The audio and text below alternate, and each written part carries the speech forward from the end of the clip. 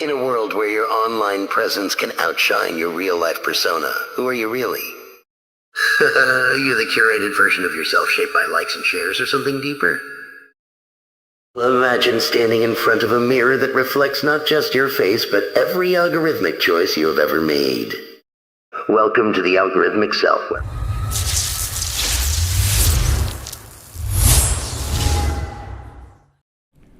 Welcome back, regular offenders, to your latest installment of unwatchable content here at NoOneWatchesArDee. And today's video that nobody is going to watch, and a video that I am already all too aware that 80% of people that initially clicked on this video have stopped watching, and the majority of the remaining viewers, I'm sure, are far too busily, endlessly blessing each other and gossiping amongst themselves to be paying attention to anything I have to say, is titled The Algorithmic You didn't know about. And apologies to anybody who does know what the Algorithmic You is. You must forgive me for resorting to some of those more annoying YouTubey tropes that I have resorted to in an attempt to try and attract a few more nobodies into watching RD.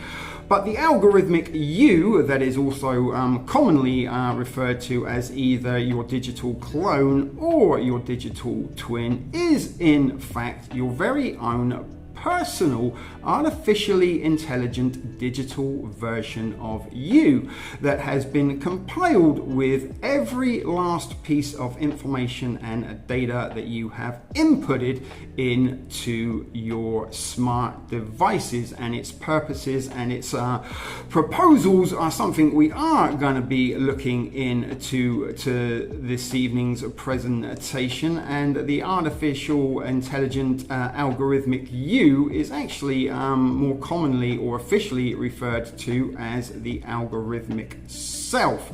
And hopefully this evening we will be able to provide you with a little bit more information, and hopefully one or two answers as to what exactly this technology, this digital version of you, is ready for, and what potential uses it could be put to in the future. So buckle up, folks, sit back, relax and enjoy as we are about to embark on a journey through the avenues of exploration with our first article of the day.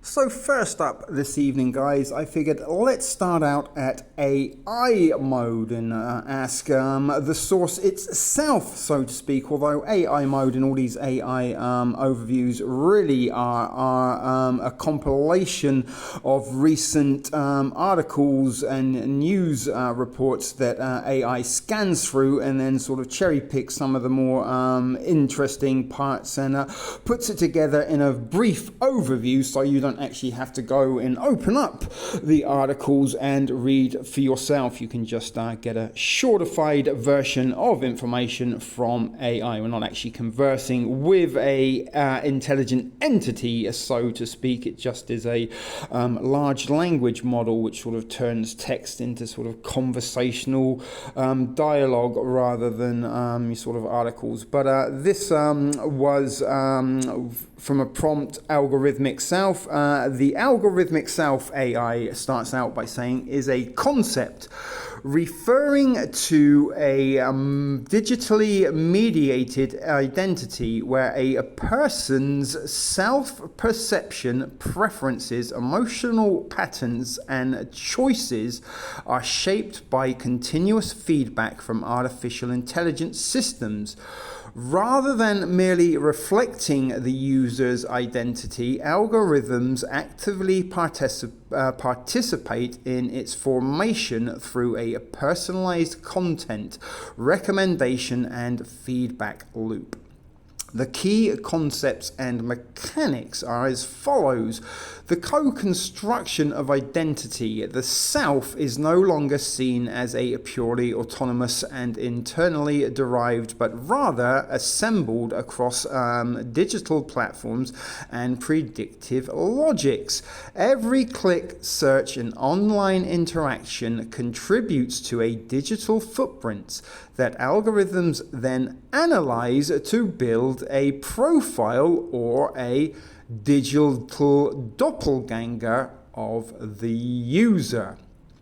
Feedback loops. Algorithms operate in closed loops. They collect data on user behavior and they use that data to make predictions and recommendations, which in turn influences the user's behavior, generating more data for the system. This can lead to the reinforcement of existing biases and the formation of filter bubbles or echo chambers, limiting exposure to diverse perspectives and potentially solidifying a narrow self concept. So what this sort of digital doppelganger of you does is it learns from you, creates and targets content purely that it knows that you are going to enjoy, because you are essentially, or it is essentially you, vice versa. It's a very symbiotic relationship, and as it said, it sort of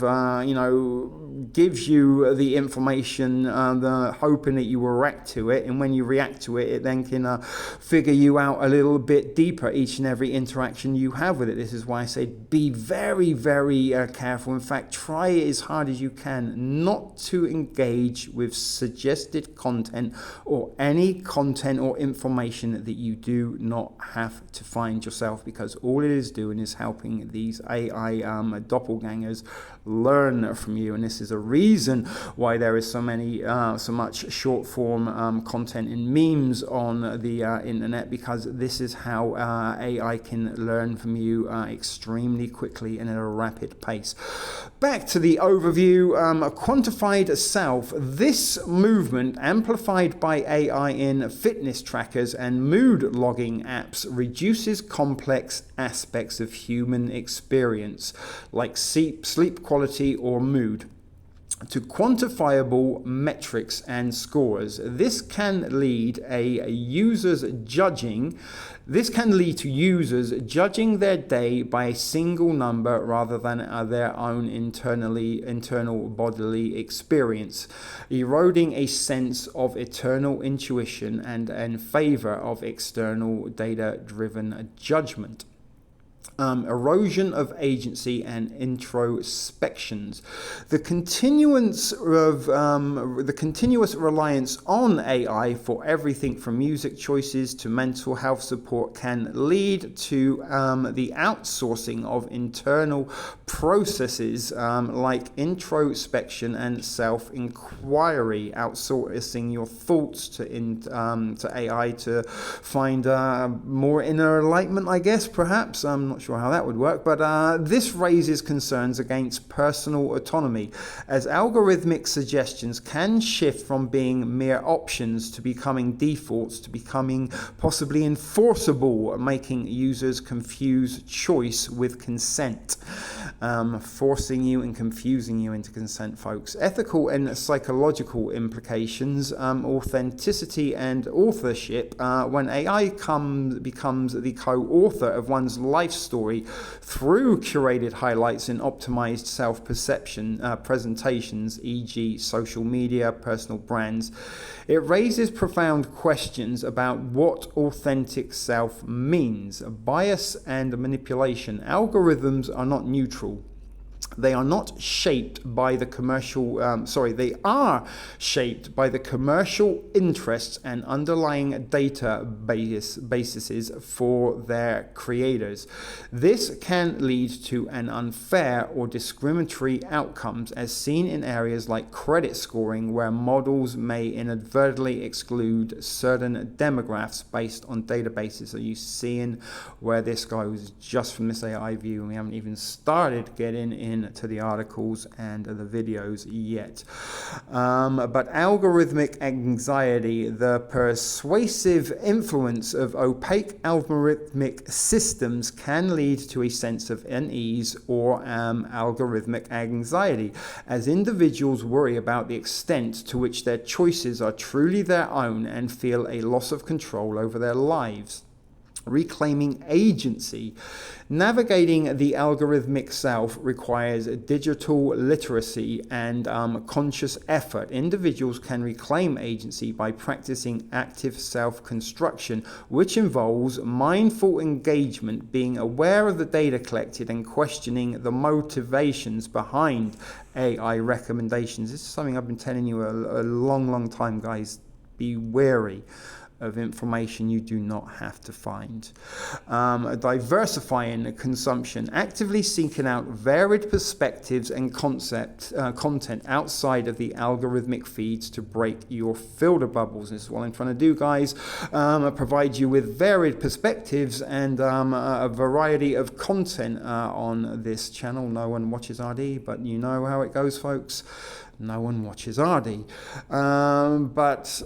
This final one here says prioritizing introspection, engaging in offline activities like journaling or meditated reflection to build self-awareness independent of AI feedback. And it is great advice from AI. Try every day, if you possibly can, to give yourself a data-free or time free of technology, where you turn your device off, put it into the do not disturb mode. Better still, shut it off altogether, toss it in a microwave, out of sight, out of mind, and go and sort of do something more physical and possibly a little bit more creative. But if you can't think of anything creative to do, then just lie down and do absolutely nothing at all but stare at the ceiling and allow your mind to reset.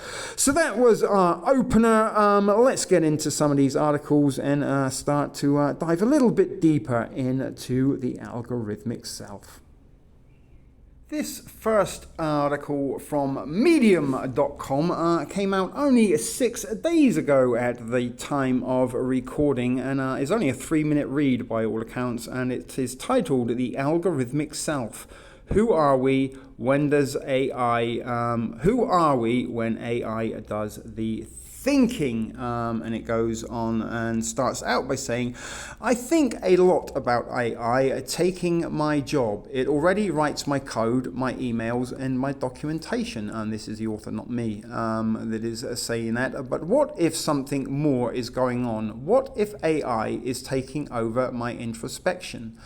In 2015, legal scholar Frank Pasquale coined the term the algorithmic self to describe how we curate our online personas to please the algorithms of Facebook and LinkedIn and other such platforms, I added there. But we become what the feed wants us to be. 10 years later, in 2025, the algorithmic self has gone internal. We are no longer just performing for the algorithm, we are thinking with it. When you use an LLM, large language model, to help you think through a problem, you are engaging in what cognitive scientists call cognitive offloading. Usually this is fine. You offload math in a calculator, you offload navigation to GPS. But introspection, that is the process of self-constructing itself. When the author asked AI to analyze his tone or to help him articulate his values, is he inviting a statistical model to define his inner reality? Is he letting a machine trained on the internet's average opinion to tell him who he is? The collapse of friction. Why do we do it? Because thinking is hard, real introspection is messy. It's full of dead ends, uncomfortable silences, and contradictions. AI, however, removes all of the friction. It gives you a smooth, coherent narrative of your own life. It tells you that your confusion is actually a growth mindset opportunity. It labels your messy grief as processing. It handles you you a polished identity on a silver platter. But friction is where the self lives. You are not the smooth summary. You are the messy, contradictory, friction-filled struggle to make sense of things. When you outsource that struggle, you don't become a better version of yourself. You became a hollow one, and unfortunately I do have to create a account to read the full story. But that was a little bit of an interesting starter out point there for you. And something that with me making these edits and editing them, there are actually AI editing apps out there. There's a sort of almost an AI app for everything these days, it seems. But some of these AI apps will edit your content for you, so you don't have to do it physically, and all you have to do is sort of type in some sort of words or things that you want it to edit out for you, and it will remove all the ers and ums in such forth. And why I try to leave those ums and ers in that, because they are authentic, they are natural. This is how humans act. Many YouTube creators use AI to write their scripts from them, and they read from those scripts from prompts that they have given, and that there is a genuine unauthenticity and a sort of genuine sort of mimetic feel to almost every content creator on YouTube that is of popularity. Some of us dingy basement dwelling in the darkest corner of the shadow band room like myself, we tend to sort of keep as authentic as we can, and I think these are the places that if you are looking for sort of genuine opinions, genuine authentic content, the darker depths are the places to see, rather than these AI instructed influencers with tens of thousands, if not millions of subscribers and hundreds and hundreds and hundreds of thousands of views. So let's go and read another article or two before breaking things up with some videos. So this next article, titled Algorithmic Self, is by someone of the name of Manu Mayank, and this is from manumayank.com. Not sure if that's an individual or an organization, but it's an interesting article nonetheless. So let's get into it. That might possibly be a thumbnail, maybe not. In today's digital landscape, our identities are increasingly shaped by algorithms. These complex sets of rules and calculations determine the content we see on social media, the advertisements we encounter, and even the news we consume. This phenomenon, often referred to as the algorithmic self, highlights the interplay between technology and personal identity. Algorithmic mechanisms on digital media are powered by social drivers, creating a feedback loop, complicating the role of algorithms and existing social structures. At the core of algorithmic self is the idea that our online behaviors and our interactions feed into algorithms that, in turn, influence the future actions. We are becoming the people our feeds want us to be, or are we becoming the people our feeds want us to be? And who controls the feeds is who we are becoming, are the ones that want us to be the way we are becoming.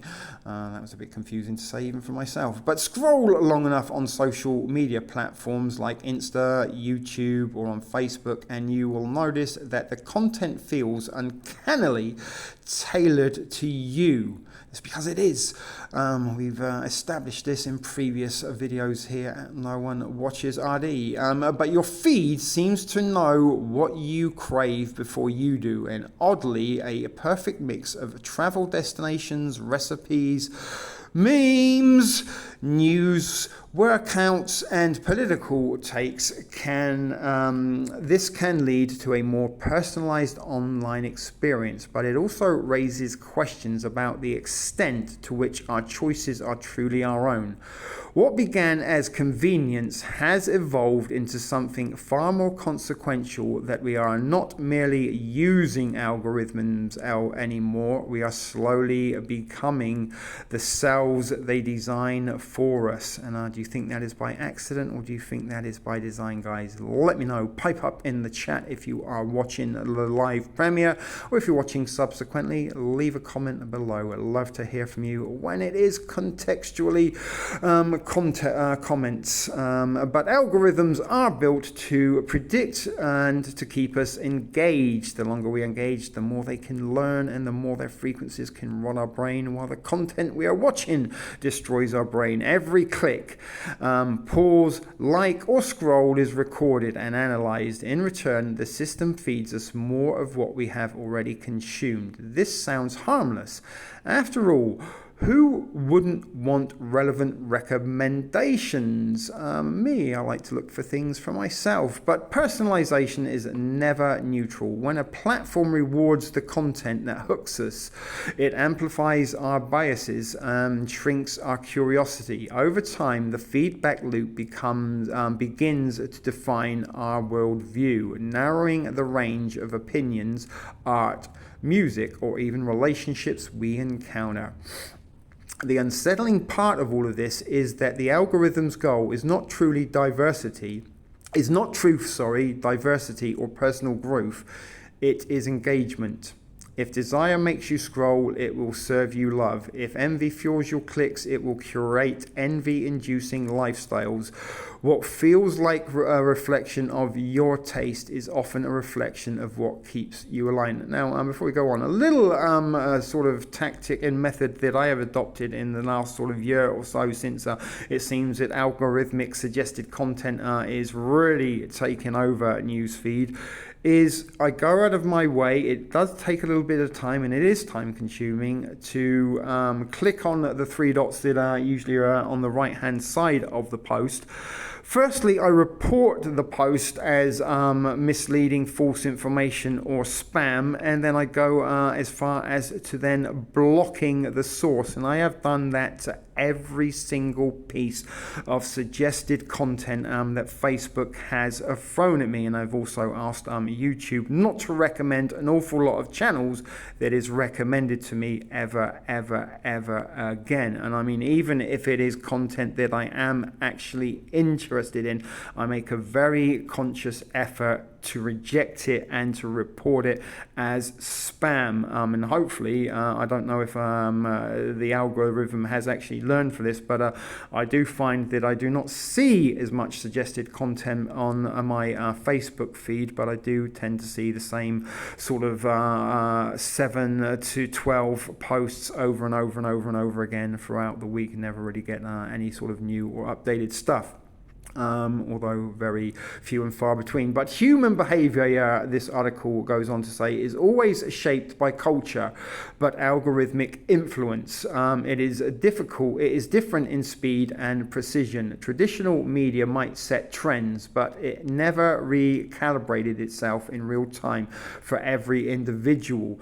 Today, AI systems track micro reactions, how long your eyes linger on a video frame, how quickly you swipe away, and how you adjust instantly. And this is why you have the camera, the front-facing camera, because it is recording your reactions, and reactions, folks, are platinum.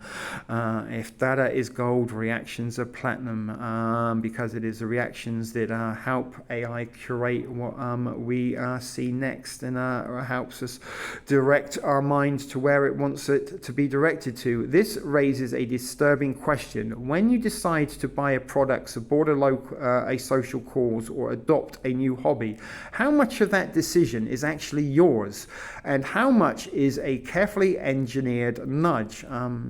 I'm going for the carefully engineered nudge.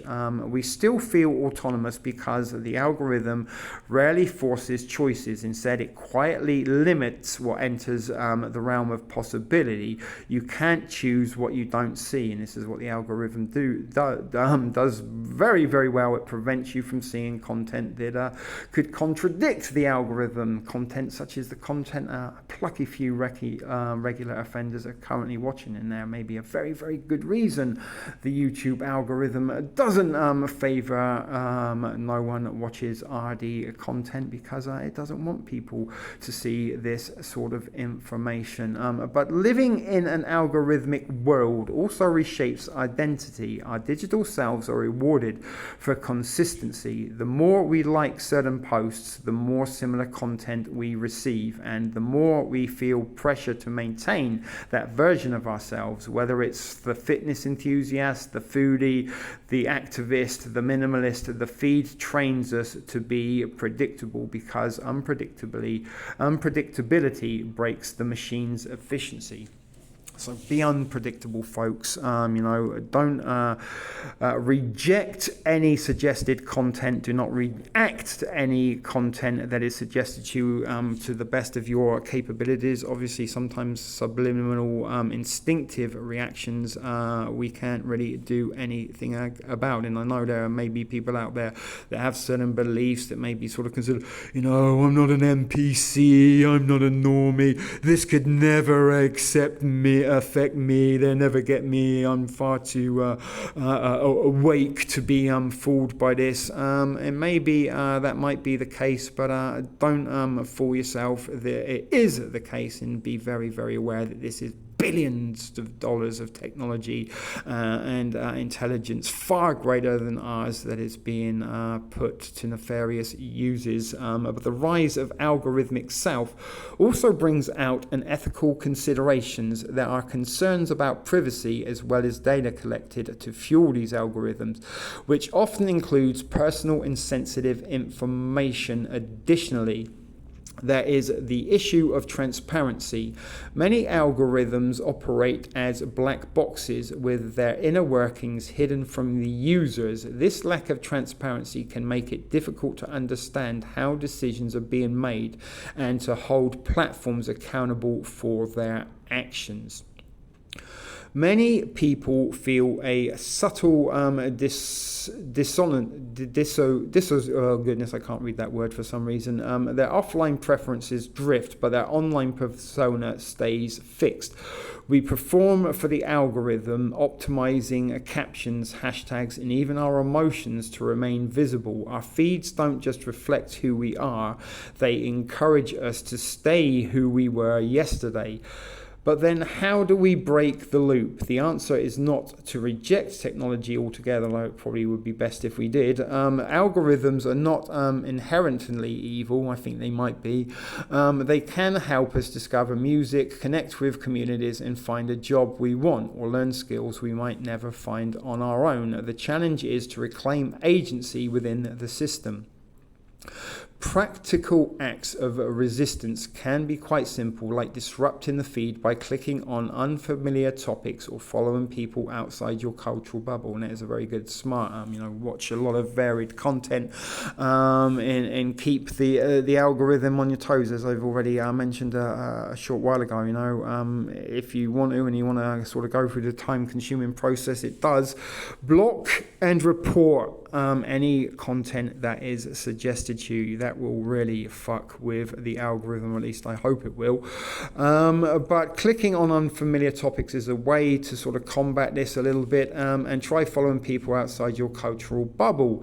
Time box social media. Use or schedule algorithm-free days, read newsletters or listen to podcasts where engagement isn't the primary metric. That's something I do an awful lot of. Listen to some sort of podcasts not related to anything that we sort of talk about here at NoOneWatchesArDee. I also listen to a lot of old radio dramas, radio series, radio comedies, as well as audio books. I do like sort of audio stimulation that isn't musical from time to time, and I do also try to use my technology to read and learn stuff from myself, and I do try to share some of that learning in knowledge that I find out with a handful of folks that do watch RD. But there could be several other ways to disrupt and reintroduce randomness. However, the most important step is awareness, and that's what I'm trying to do with these videos and presentations, is to make you a little bit more aware of this going on, and I have been doing so for approximately 7 years. Actually, I think it is officially 7 years as of November 2025 since I first started making shit video productions. But algorithms will always evolve faster than regulations or ethical guidelines. The only lasting defiance is our conscious user. The only lasting defiance is a conscious user. So hopefully you're getting a little bit more consciousness on this topic. Someone who understands that every skull is a form of training will have a better way of combating it. And as I said, the better thing is don't react, don't respond, and ignore and reject all suggested content. The algorithmic self represents a significant shift in how we navigate our identities in the digital age. The question is not whether technology shapes us, it's whether it always has. As we continue to integrate technology into our daily lives, it is essential to remain mindful of the ways in which algorithms shape our identities and to advocate for greater transparencies and ethical considerations in their design and implementation. The real question is whether we allow a handful of opaque systems to quietly define what we desire and who we are, what we believe and what we become. If we don't actively reset our algorithmic selves, if we do not actively reset, our algorithmic selves may thrive while our authentic selves quietly disappear into the feed. And that is interesting about disappearing into the feed, because some of these algorithmic selves and some of the data that you have already provided, your own personal algorithm, can actually be used to turn that information into an actual AI clone of yourself, something we are about to discover shortly. But let's stop for a video or two before we get back with some more articles. Have you ever noticed how YouTube always recommends videos like this one? How TikTok always serves up more of the same kind of content? And how Spotify only plays songs you already like? These recommendation engines curate our realities. We're no longer in control of what we see, hear, or experience. Instead, algorithms decide what's best for us based on our past behavior. In this new world, who are we? What does it mean to be human in the age of artificial intelligence, when our identities are being shaped by machines that can predict our every move? This is the story of the algorithmic self. You wake up in the morning and check your phone. You scroll through your feed and it's full of stuff you like. Funny memes, cute cat videos, inspiring quotes, all tailored just for you. But have you ever stopped to think how these platforms know exactly what you want to see? How do they serve up content that keeps you engaged and coming back for more? The answer is algorithms. They're the magic behind the scenes that make sure your experience is as personalized as possible. But this raises a question. If these platforms know us better than we know ourselves, who are we in this brave new world? Is our identity nothing more than a set of data points? A profile that can be bought and sold by the highest bidder? You log into LinkedIn, and here you're a high-powered professional. So on Instagram, you're a fitness influencer. And on Reddit, you're a hardcore Trekkie. You have different usernames, different profiles, different personas. In fact, you have an online identity for every social media platform you use. But which one is the real you? The problem is that these platforms don't care about the real you. They only care about the version of you that gets clicks, likes, and shares. The algorithm rewards certain personas and suppresses others. For example, a harmless comment on a video game could get you banned from Reddit because it goes against the community guidelines, even if that same comment would be right at home on a different platform. As a result, we're all incentivized to present a carefully curated version of ourselves online. A version that follows the rules and plays the algorithm game. But there's another problem too. These algorithms don't just shape our behavior, they also shape our worldview. We end up trapped in a filter bubble, where we're only exposed to information that confirms our existing biases. This creates echo chambers where people only interact with those who agree with them, leading to increased polarization and a breakdown in civil discourse. And let's not forget the paradox of choice. When everything is personalized just for us, when we're served up content that's perfectly tailored to our interests, we should be making better decisions, right? Wrong. Research shows that when faced with too many choices, too much personalization, we often end up paralyzed by analysis. We become our own worst enemies when it comes to making decisions. But it's not just our relationships and our worldviews that are being shaped by these algorithms. It's also our sense of identity. Who we are, what we like, what we believe in, it's all being reduced to data points and fed back to us in a never-ending cycle of personalization. This is the commercialization of selfhood. Every click, like, and share is another data point added to your shadow profile.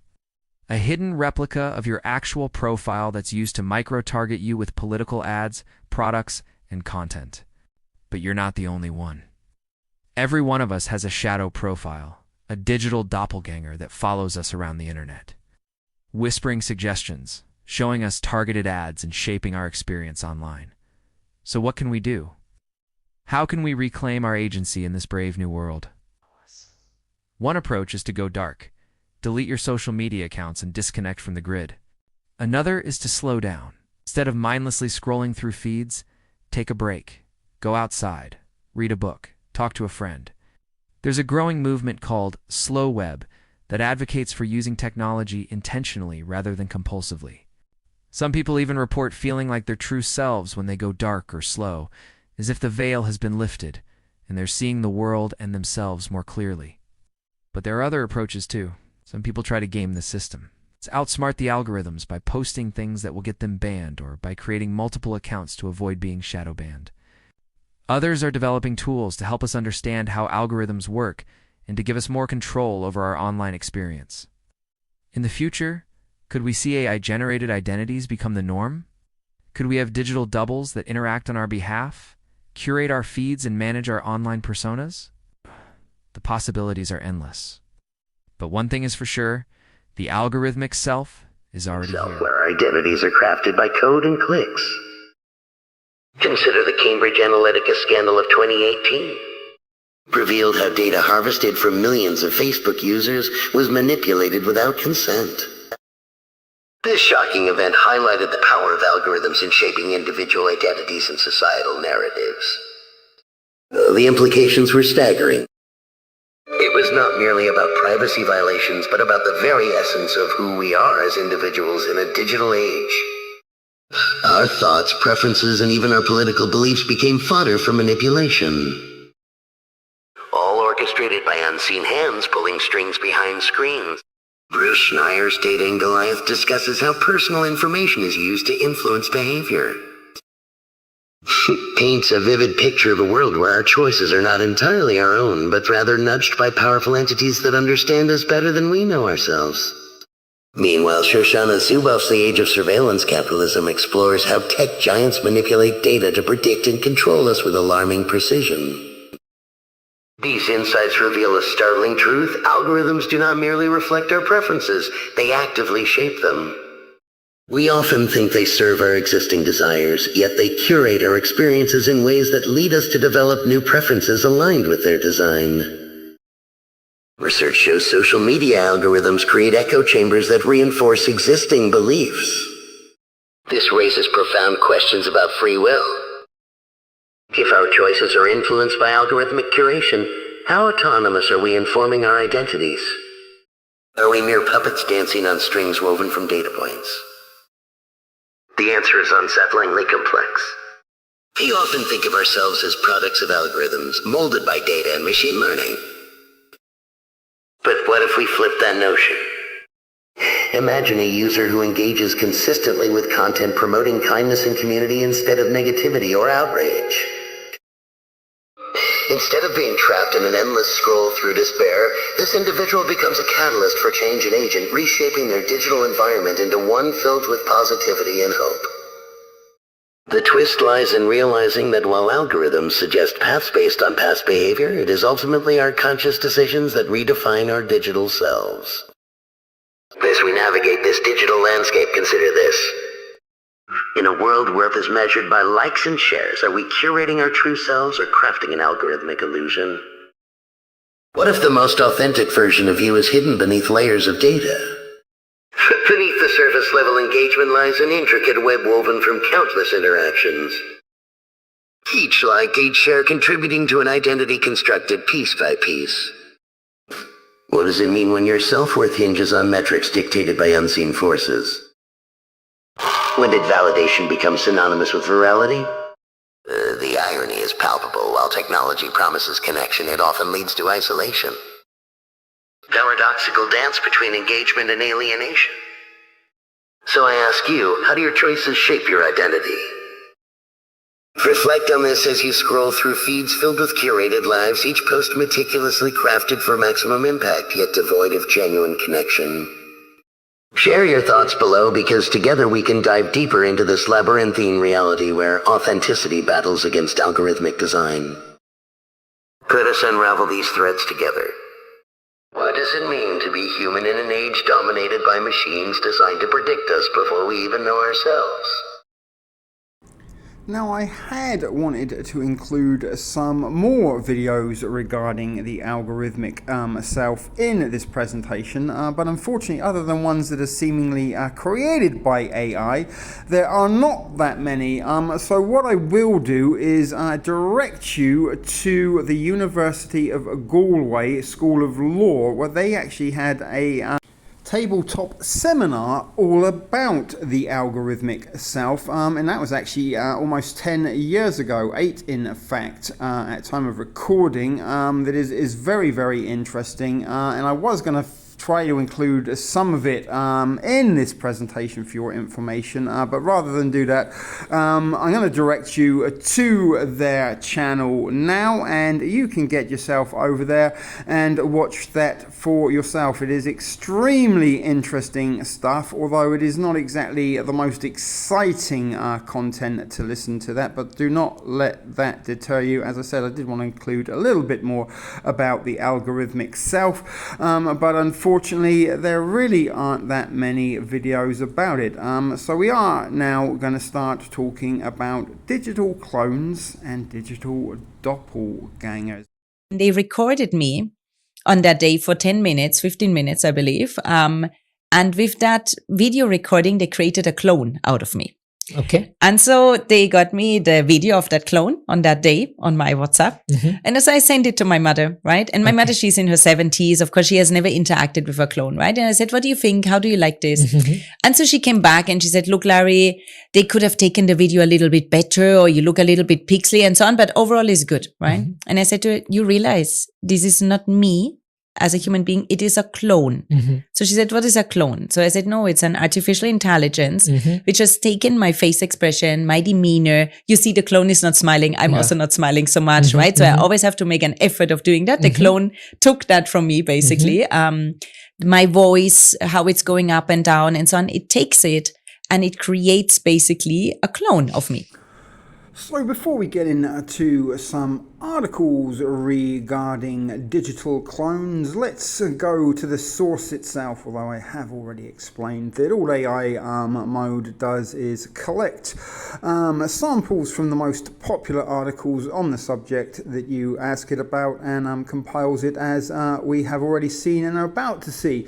So this is what Google AI has to say about digital clones, and it says a digital clone or AI twin is a realistic virtual representation of a person created using artificial intelligence to replicate their likeness, voice, mannerisms, and even decision-making patterns. These clones can range from simple text-to-speech programs using a person's voice to comprehensive interactive avatars capable of attending meetings or coaching clients on your behalf.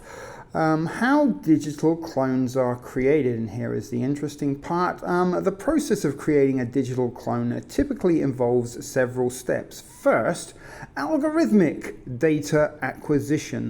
Large amounts of personal data are collected, including high-resolution images, video footage, voice recordings, and written communications. So basically any video call you've had, any voice message or voice note you've made, any written text or email or internet search has been compiled and collected and been converted into your algorithmic self. Now your algorithmic self program can now essentially turn into your digital clone.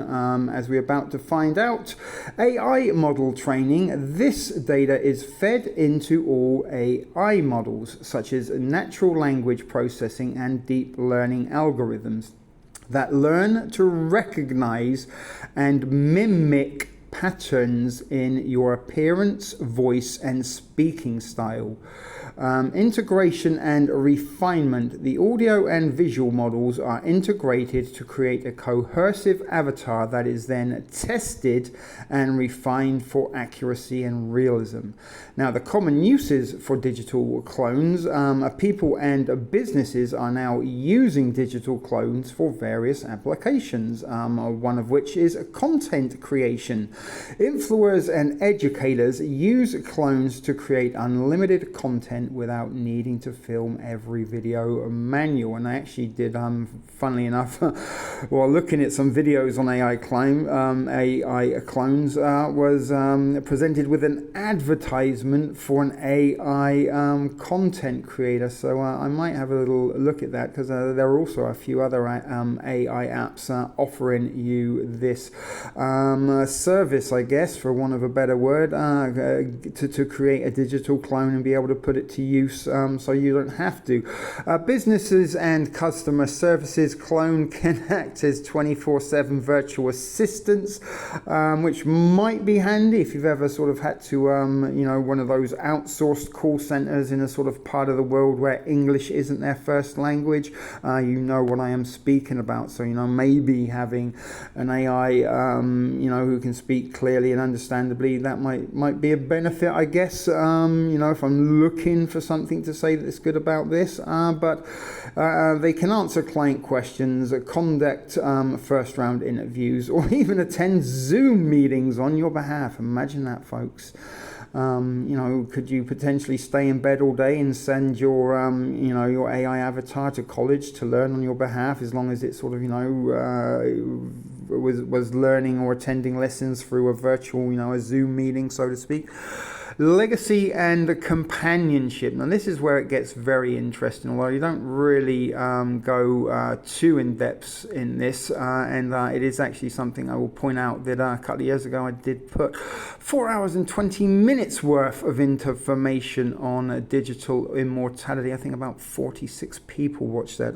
But AI versions of deceased people are being created to allow loved ones to continue interacting with a representation of them, providing a form of digital immortality. So I don't know who it was that mentioned something about Bluetooth gravestones in a recent live chat during one of the recent premieres, and there might be a very good reason for Bluetooth gravestones, or tombstones if you like to call them that, because now you possibly will be able to go with your device, or scan a QR code and be able to speak with the recently deceased from the grave when visiting to sort of lay flowers and stuff. But key ethical and legal concerns, we'll get into digital mortality a bit more at another time perhaps. But the rise of digital clones brings a significant ethical and legal challenges. Consent and privacy. Creating a clone requires a highly sensitive data, including biometrics. Assuring of informed consent for how this data is used, especially after death, is a major concern. Now remember, guys, no matter what platform it is, what phone you have, no matter how you sort of try to protect your online identity and sort of set your privacy settings to sort of prevent them from getting as much data as you already have, you have consented to any of this going on when you agree to the terms and conditions that none of us read. When we install apps, or when we get a new device, or when we log in, you have to agree to terms and conditions. None of us ever read the terms and conditions, and this is already given them a pre-consent to do whatever they like in the future, because one of the conditions of those terms and conditions that we sign blindly is that the terms and conditions will change according to business needs. Don't think you can't you can non your compliance out of this, because you've already complied, and you already have an algorithmic self that can be quite instantly transferred and easily transferred into a program to generate it into a digital clone. Misuse and fraud, this is obviously a very important issue. Deepfakes, unauthorized actors can use similar technology in order to create deepfakes for fraudulent purposes, such as phone scams or spreading misinformation, making it difficult to distinguish real from fake content. We are in an age where, is it fake, is it real? You're sort of spending more time paying attention to sort of spotting glitches that might suggest that it's an AI created image rather than possibly what it has to say. But you and I know that all of this is no secret. We know that AI can create lifelike images that are indecipherable from reality. But identity and self-perception, the existence of a digital self raises profound questions about human identity, individuality, and self-worth, particularly if the clone starts making better decisions or is preferred by others. Intellectual property and liability, current laws are struggling to address who owns the content created by a clone, or who is liable if a clone commits a crime or defames someone. As this technology rapidly advances, experts emphasize the need for robust legal frameworks and digital literacy to navigate these new challenge responsibilities. So that was pretty interesting from AI, but let's go and read a sort of couple of actual articles to get some various points of view on this subject. And we actually do have a few more videos on this subject, actually sort of spoiled for choice as compared to trying to find something on the algorithmic self. So let's head over to the next article. Right, this article from theconversation.com is actually from 2 years ago, June the 4th, 2023. This article came out, and it reads, AI clones made from user data pose uncanny risks. And there you can see, published June 4th, 2023. And this is by somebody called doppelgangers. A little bit of a strange name, although probably not from what part of the world they may originate, but at least that was a little bit easier to read. So thank you, doppelgangers, for providing us with a easy enough name to read, as unlike some of the other articles where they have all Z's and X's and Y's in them for some reason. But imagine, if you will, a digital doppelganger, a clone that looks, talks, and behaves just like you, created from the depths of artificial intelligence. No, this isn't a science fiction, fantasy novel. This is reality. I added that bit for sensationalism, forgive me there. But reflecting your every mannerism with eerie precision, as thrilling as it might sound. How would you feel about it? And let me know how you would feel about it, or do feel about it. If you are watching live, drop a comment in the live chat. And if you are watching subsequently, please, I'd love to hear from you with a contextual comment. Leave one below.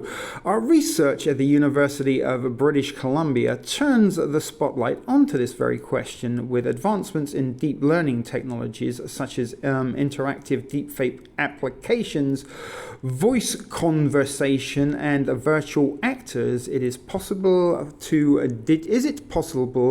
digitally replicate an individual's appearance and behavior? What's going on here? This mirror image, sorry about that, my screen froze. This mirror image of an individual created by artificial intelligence is referred to an AI clone. My phone's doing some very bizarre things by itself. Google doesn't like me when I do research. But what are these AI clones? Let me start that again. Sorry, that little glitch phased me for a second. So an AI clone. Our study dives into the murky waters of what AI clones could mean for our self-perception, relationships, and society. We identified 3 types of risk posed by AI replica doppelgangers: phobia, identity, fragmentation, and living memories. All right. Sorry, so there was a little article there that was difficult to navigate, causing the problems. So we defined AI clones as digital representations of individuals designed to reflect some or multiple aspects of the real world. Source: individual.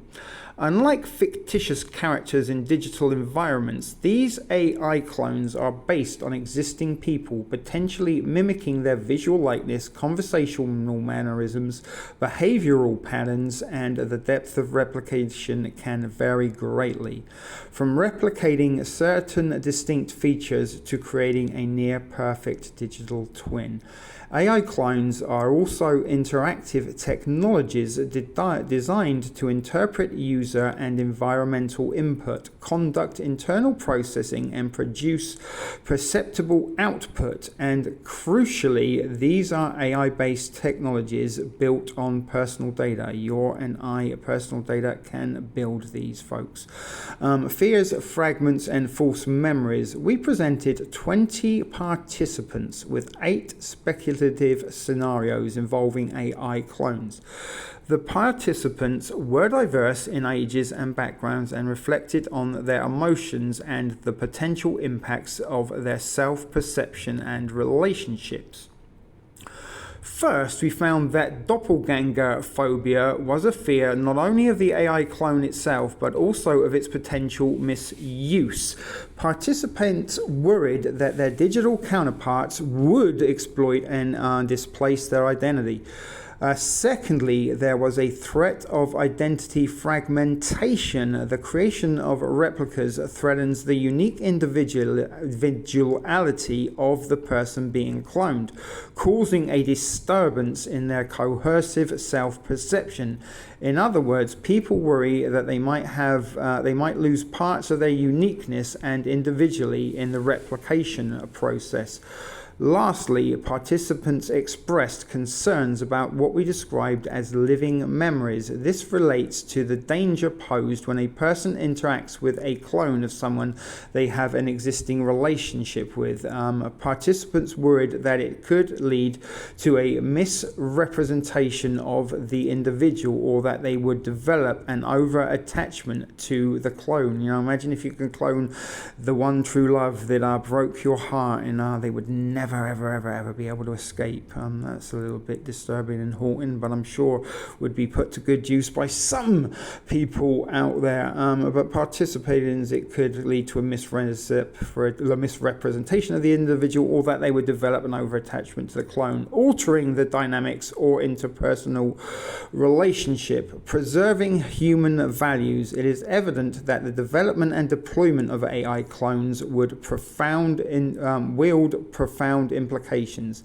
Our study not only contributes valuable insights to the critical dialogue on ethical AI, but it also proposes a new framework for AI clone design that prioritizes identity and authenticity.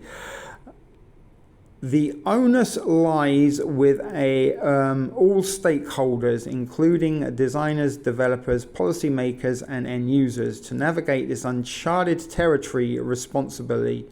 This involves conscientiously considering moderation and user-generated data exploration strategies to prevent misuse and over-reliance.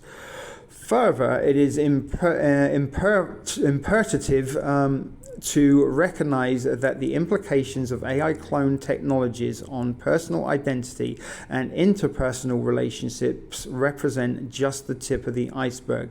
As we continue to tread the delicate path of this burgeoning field, our study findings can serve as a compass guiding us to prioritize ethical considerations and human values above all.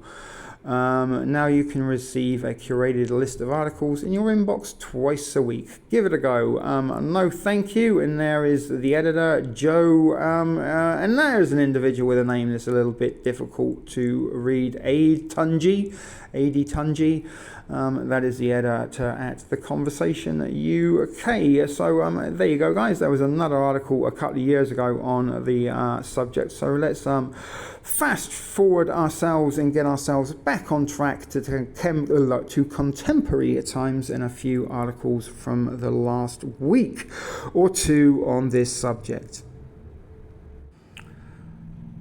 This article came out only 16 hours ago on DigWatch, and it's actually very difficult to read or navigate because there's a sort of a banner that doesn't remove itself that we're going to have to navigate the best we can. But Yorha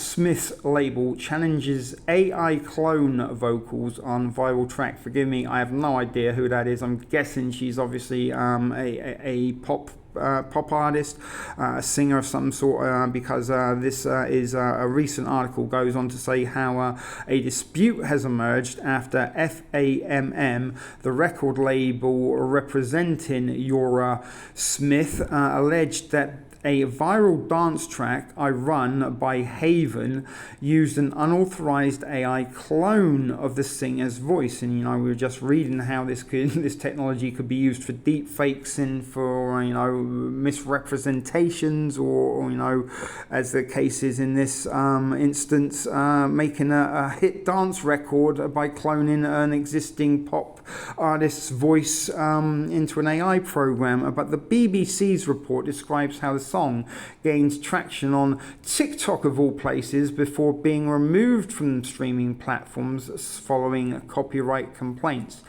The label said it wanted to share a share of the royalties, arguing that both versions of the track, the original release and the re-recording with new vocals, infringed on Smith's rights and exploited the creative labor behind her catalogue.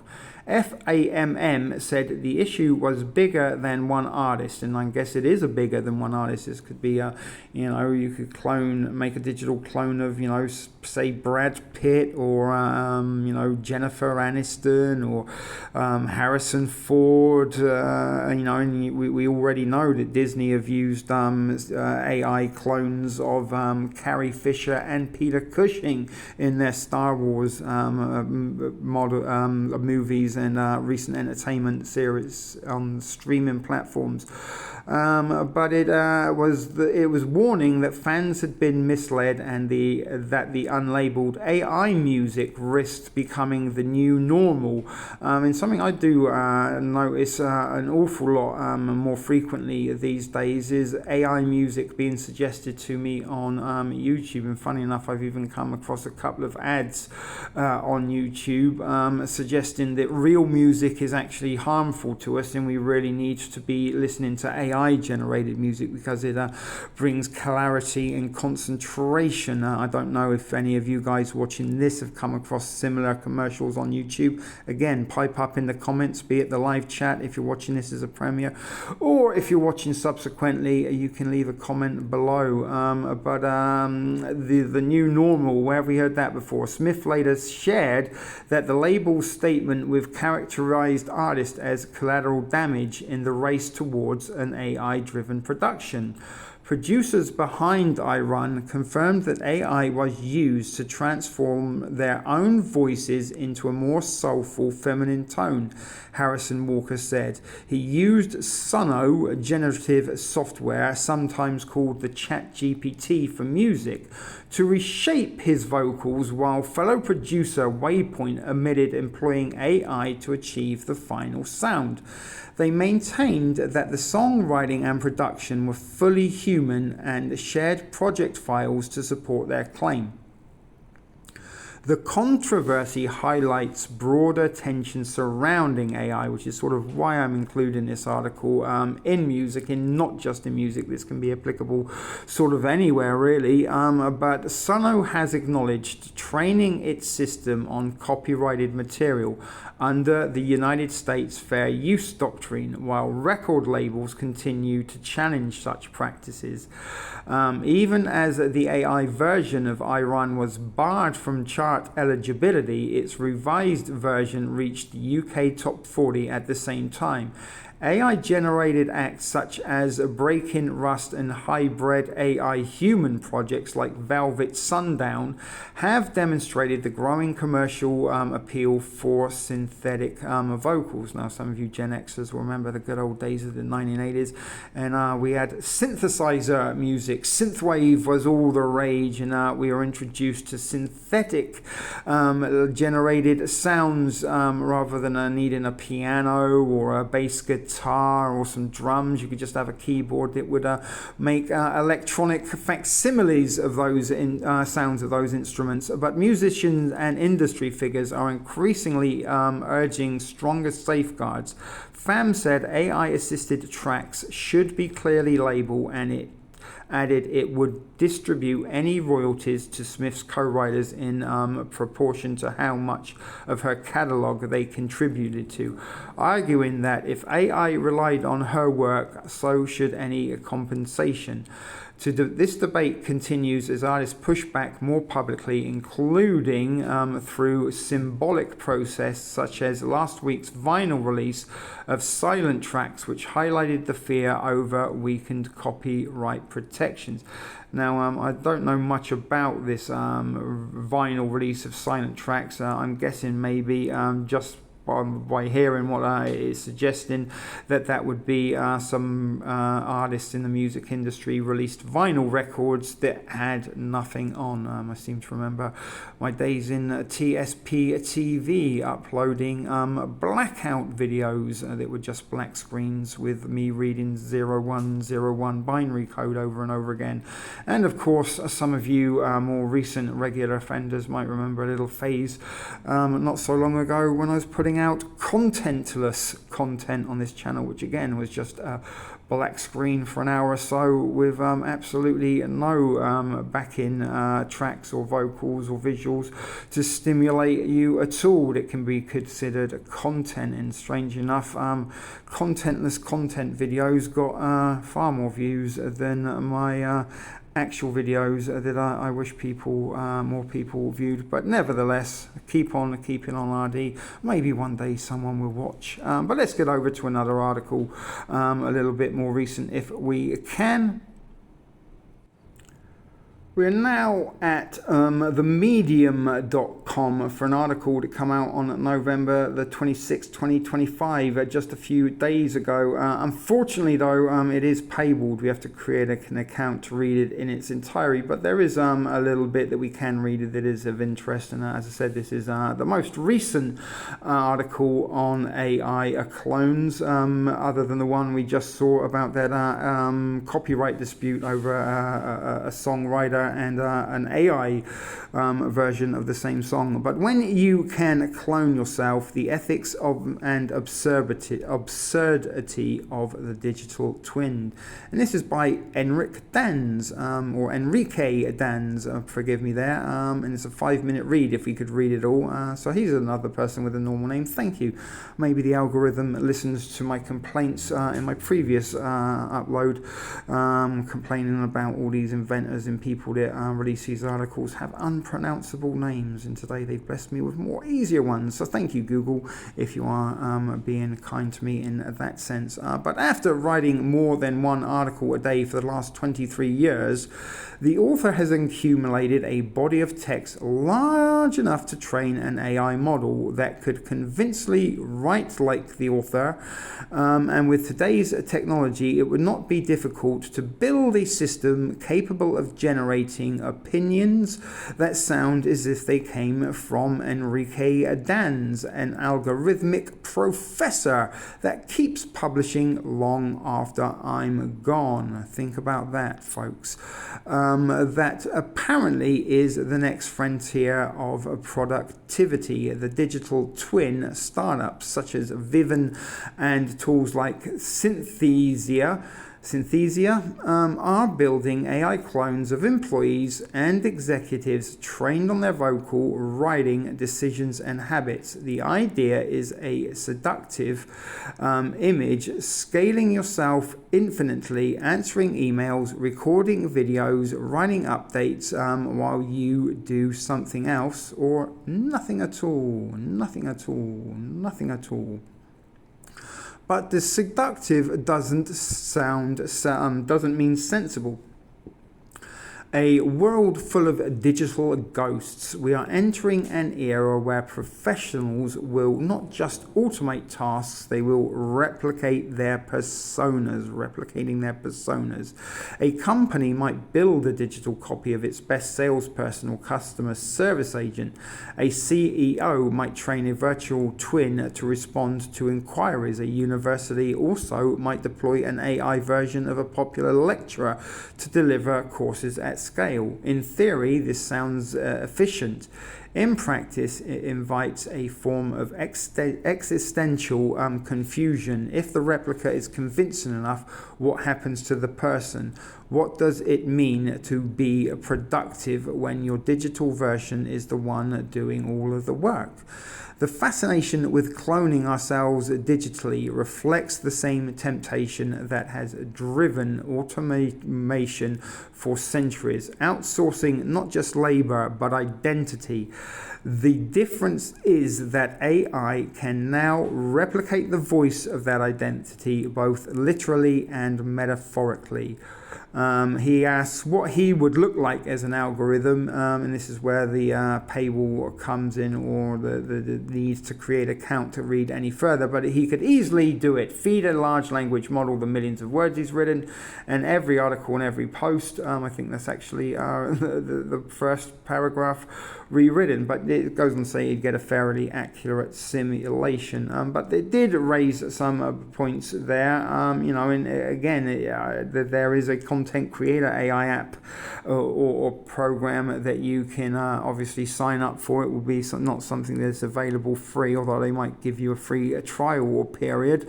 But basically what you do is you tell it what videos you want to make, and it makes for you. And if you want, you can provide all the sort of information and data that it needs, be photographs, videoing your movements and facial expressions, to create a realistic facsimile of you. And as we've said, guys, we already have an algorithmic self that already is interacting with other algorithms within the sort of metaverse of the data exchange, the World Wide Web, the digital worlds that physical bodies cannot yet enter, but our algorithmic entities can enter that world, and they can exchange in obtain awful lots of information. And smart technology, self-monitoring, analytical research technology. So we shouldn't really say smart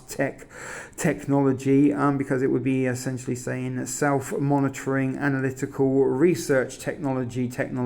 But this has the potential to create our digital twin. It does have the ability to run the programs that are needed in order to generate, an AI image of yourself, something that looks, talks, sounds and moves just like you, as well as having a digital clone that can navigate its way through the cyberverse and interact with other algorithms. So, every time you open up Facebook, algorithm communicates with your personal algorithm. Every time you open up YouTube, Instagram, Twitter, any app, your personal algorithm will communicate with the platform's algorithm, exchange recent habits, stuff you've been talking about, stuff you've seen, stuff you lingered on a little bit longer than you may have realized you did, and we'll provide that for you to keep you entertained and hooked into that platform. So let's give you a break with a video or two and see what else I can find for you.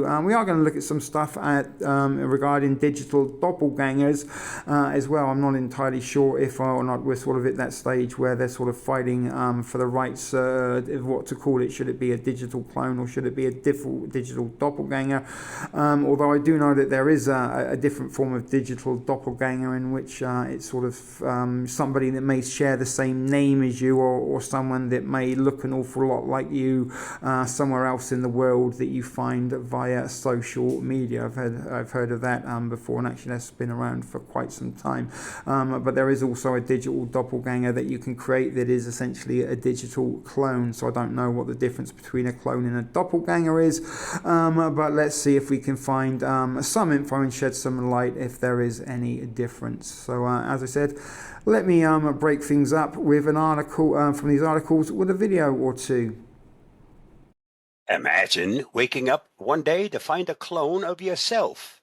Not a flesh and blood twin, but a virtual version that knows everything about you.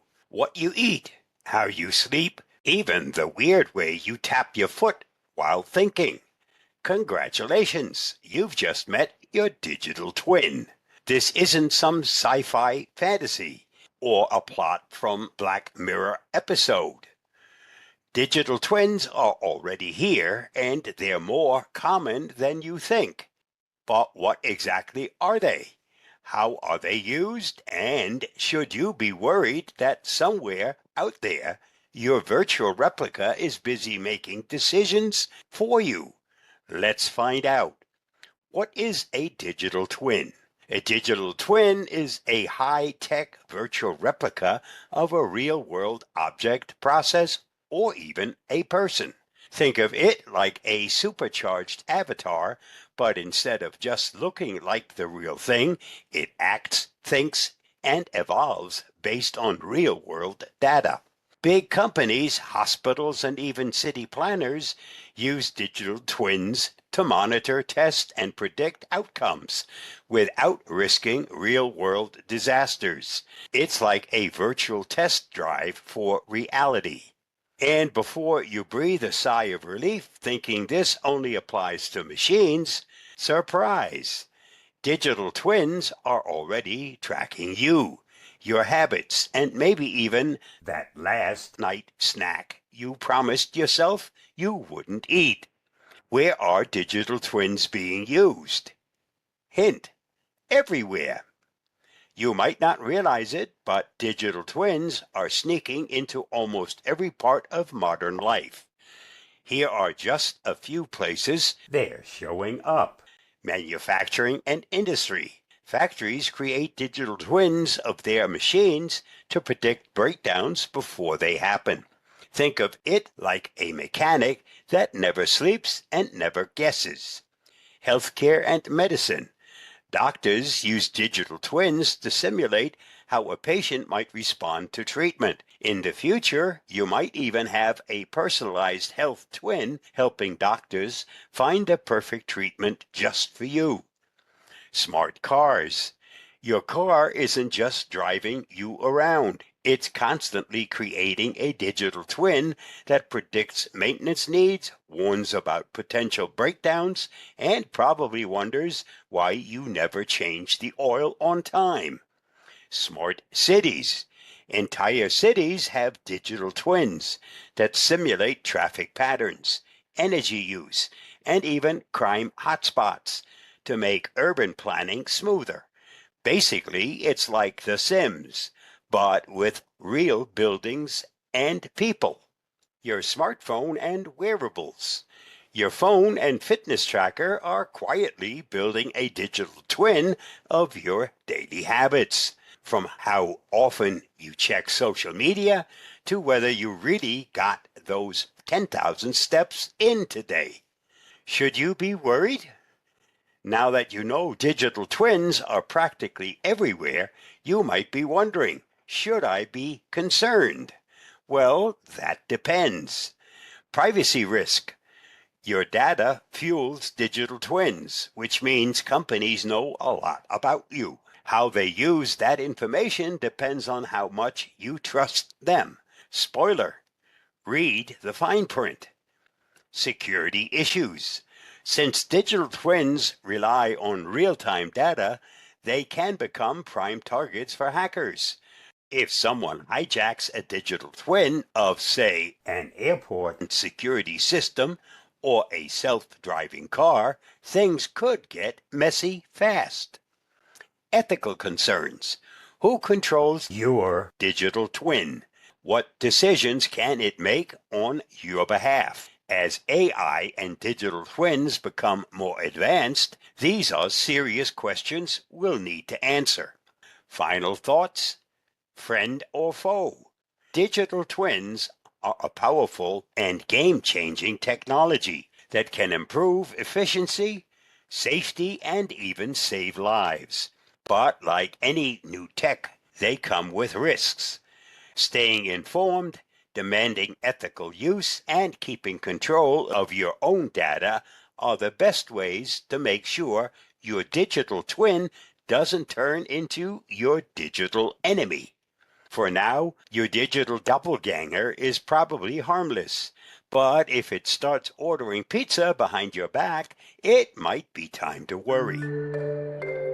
Today, I'm meeting a tech boss with an intriguing product, a virtual clone of himself. No, not at all. Wayne's digital twin looks and talks just like him, answering potential customer questions at a conference.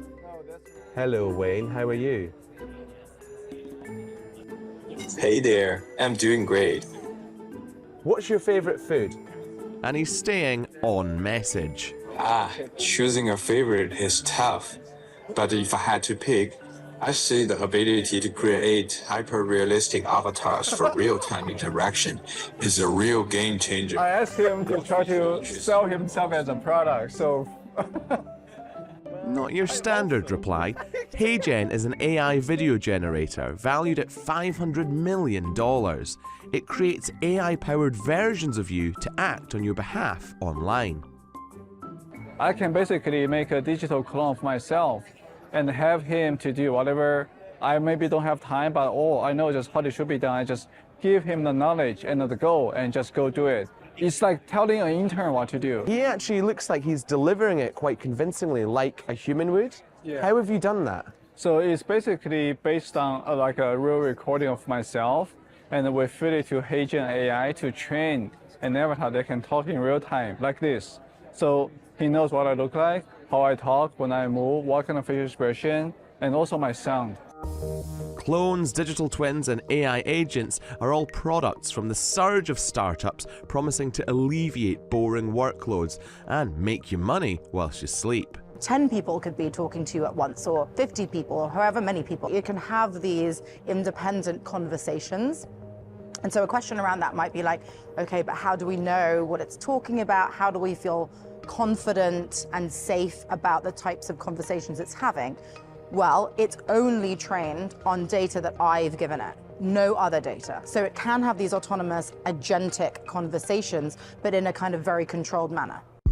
But we know that AI can hallucinate and make things up despite recent improvements. What I like to focus on is AI twins that are based on a real human being, that's tied to that real human being, and scale and augment and enrich the value of that real human being in order to kind of create more returns to that human.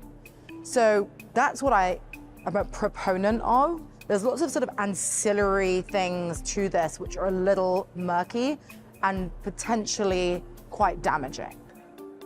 If we give our digital clones such agency, what if it makes the wrong decision? It can trap you into sort of, in this sort of, we call it affective echo chamber, where it's just, giving back what you want to hear, right? Unlike human, we disagree all the time, we ask questions, we challenge each other. If you're always interacting with AI, it means that you can kind of get stuck in this. So, and the empathy that AI have is a pretend empathy because it doesn't have real understanding of the human experience, right? It's learned from, written text, video, images, and all of that, but it doesn't have real human experience. It doesn't feel pain, it doesn't feel love in the way that human does. It can pretend to understand it, but I think once you take the pretend for the real, that's when there is like issue that come up. But replicas are being designed to be increasingly true to life. Some people talk, like I might talk like this or move around a lot, whereas others are very like controlled or like disciplined or whatever. Right. Do you look at the personal behavior of someone in your AI model, or is it all the same kind of skeleton, if you like? Yeah. We are in the middle of being able to pick up those signals more and more. And in the future, the avatar the model can predict, okay, we know Nick, we know how he usually talks. We can probably predict how Nick will talk when he's kind of angry, or when he's very sad, or when he's very excited. Without even you showing us all of those, we will be focusing on making the avatar more expressive, more emotional. What's next on your mind? You can be digitally cloned and put your digital likeness to work for you too. Helen Todd has been using her digital avatar, Helen 2.odd, at conferences for the past couple of years. I love getting people's reactions. It's either like, oh my God, or like, I want one, or somewhere in the middle. But if I needed to add like communication layer, or if I'm just not comfortable being on camera, like I can clone myself, or if I'm brilliant, but I'm a nervous wreck speaking, I can clone myself and have my clone be a layer between me and the real person. But I think in the near future, everyone is going to have more hyper-realistic clones. There's a lot of people here trying to sell digital clones as a product or a service. What would you say to the consumer here? I really love this book. I think it came from Princeton, called AI Snake Oil. And it's really captured the essence of it, that people are trying to sell things that is like magical, amazing. But if you look at sort of the economic impact of AI, like the work from Darren Acemoglu, who just won Nobel Prize in economic science, he showed that the impact of AI on the economy is actually very little. And people can feel like, well, the AI can give them answer, but they should not forget that Google had also done something similar. Maybe not give you a full essay, but can already give people information at their fingertip, right? But you see people watch cat video rather than go and trying to understand quantum mechanics or whatever. Right, so having information, having intelligence at the fingertip doesn't always lead to sort of better life. Like them or not, AI agents have arrived. What they mean for work, our relationships, and our identity, we'll soon see. If I could, I'd totally love pizza.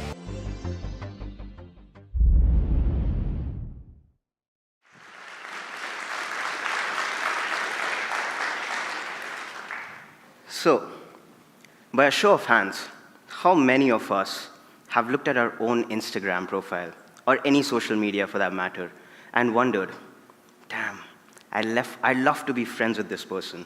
Because, they're always at amazing places. They're eating such good food. And I don't even know how, they're just so impossibly happy all the time. And then you go back home, and then you look at yourself in the mirror at 2 p.m., wearing sweatpants, eating cold leftovers. And that makes you wonder again, are we even the same person after all?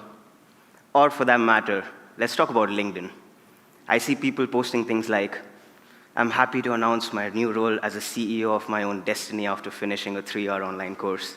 And then there's me trying to sound humble yet impressive at the same time with just one post. Because trust me, I post a lot, almost every single day.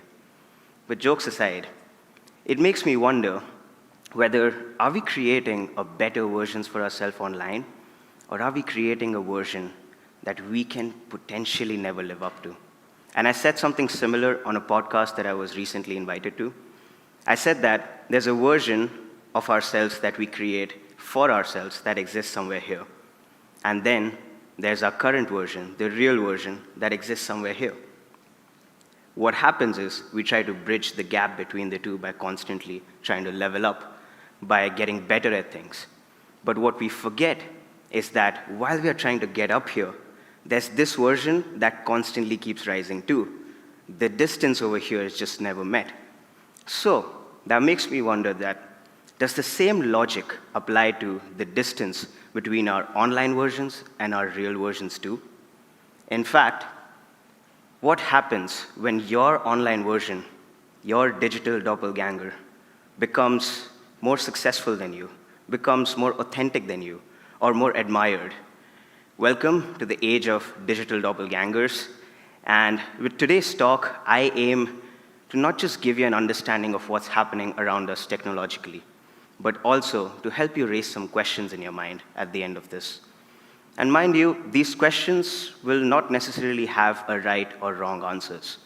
Most of you will have different opinions, and that's perfectly all right. Throughout this talk, I will also be making some assumptions. Some may apply to you, some may never apply to you, and that's perfectly all right too. So, I want to start by talking about digital experiences. With AI, technology, metaverse, we can potentially do anything we want today. We can become anyone we want. With AI filters, you can have flawless skin. You can have perfect lighting. You can have six-pack abs, unlike me. With 0 trips to the gym, like me. No, I'm kidding. I go to the gym.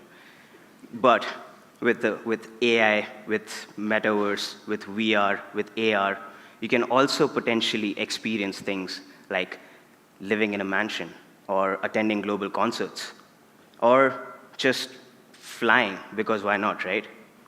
But what I want you to think about is, at the end of the day, are these digital experiences doing nothing but keeping all of us in this big loop of mediocrity? Because yes, we can experience those things like snorkeling, skydiving, flying a plane with the help of AR and VR, but at the end of the day, we all know that if we try to experience those things in real life, right here, right now, it'll take us a hefty amount from our pocket. And our bank accounts will probably curse us too. Because the thing is, these experiences do give us that instant dopamine hit that we need in that moment. But in reality, our behaviors, our lifestyle, or for that matter, even our habits, might be nowhere near to affording these things in real life. So that brings me to another question, is that if you could live as your digital version, and you could design it as you want it to be, and I mean it, literally, no traffic, no rent, no bad hair days, would you do it? I think I would, because it's tempting, right? But before you answer that, I want to talk about someone. And this person has showed up on my feed multiple times. And the first time I saw her, I was shocked about what's happening around us. I want to talk about Lil Miquela. She's a 19-year-old Brazilian-American model, social activist, and an influencer. She has over 1 million followers on Instagram. She has worked with brands like Prada, and recently, she was announced as one of Time's most influential people on the planet. But that sounds like just another typical influencer or celebrity, right? The catch is, she's not even real. She's an AI or tech persona, online persona, created by a tech company. Or in simpler words, she's just an AI influencer. What's funny about her is that she probably earns more per post on her social media accounts than any of us would probably earn in a month. She doesn't get tired, she doesn't age, and she definitely doesn't have student loans like me. Yet, millions follow her for some reason. I have been trying to post content on Instagram for 2 months now, and I barely have 1,000. She has over 1 million. Brands invest in her, and you know what's crazy? Fans relate to her struggle, including a recent public breakup with a real person, as you can see on the screen. So that brings me to another question, is that if a digital being, if an online persona or an AI influencer can have such a big impact around the world, on the world around us, How different are we from our online versions? And where does the line between virtuality and reality blur? Let's talk about our own social medias for a moment. How different are we online versus offline? Would the person who follows you on Instagram recognize you at 8 a.m. in the grocery store buying instant noodles? Be honest about it. There's no right or wrong answer here. And if the answer is a no, how does that make you feel about the distance that I talked about between your online version and your real version? And what happens when slowly, with the advancement of AI technologies, people start preferring your digital doppelganger over you? And that brings me to yet another question, is that if tech companies can create personalities or online personas like Lil Michaela, what stops it from creating the perfect version of you or me? A version that never stumbles, like I did probably 100 times during this speech. A person that never gets awkward, which I do during networking events. And a person who always knows the right things to say couldn't be me. That brings us to another thing, that we all think that these things, every single thing that I talked about here, it doesn't really have a real-life impact on us, right? Because it's all in the tech stuff, there's nothing tangible, but these things do have real-life impact on real-life opportunities. For example, let's talk about recruiters. Recruiters over multiple companies, including some of the ones that I know myself, they look at your LinkedIn before checking your resume. Relationships today begin with a swipe on Tinder. And that makes me wonder that, are we doing all of this solely based on what's being presented in front of us? Your reputation, credibility, and in fact, even your income at times is solely dependent or very much correlated to how you manage your online presence. A big aspect of this, what we all tend to miss, is that, and I'm going to make an assumption here, and pardon me for that, but most of us, at least at some point in our lives, would have followed someone or swiped right on someone just because they look so good. You know, they wear amazing outfits, they have that perfect smile, or they go to the gym so they look so fit. And what we tend to forget is that at the end of the day, every single one of us will be publishing or posting the best versions of ourselves online. So does that mean that these people are not really beautiful in real life? Of course they are. But so am I. And so are you. And so is everyone else in this room. Because beauty lies in all of us in different forms.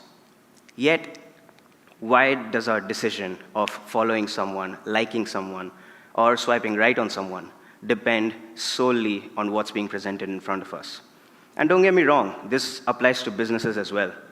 Why do businesses focus so much on making the perfect pitch, or professionals trying to create a perfect presentation?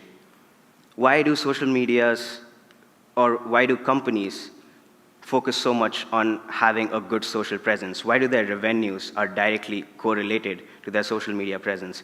Why do things like fonts and colors matter so much about who they are as a brand? And even at this point, AI or technologies, our experiences are being altered every single day because of what we leave behind. And I call this, or in the tech world, we all call this digital footprints. Your behaviors, your likes, comments, they feed into the algorithm that probably know us better than we know ourselves.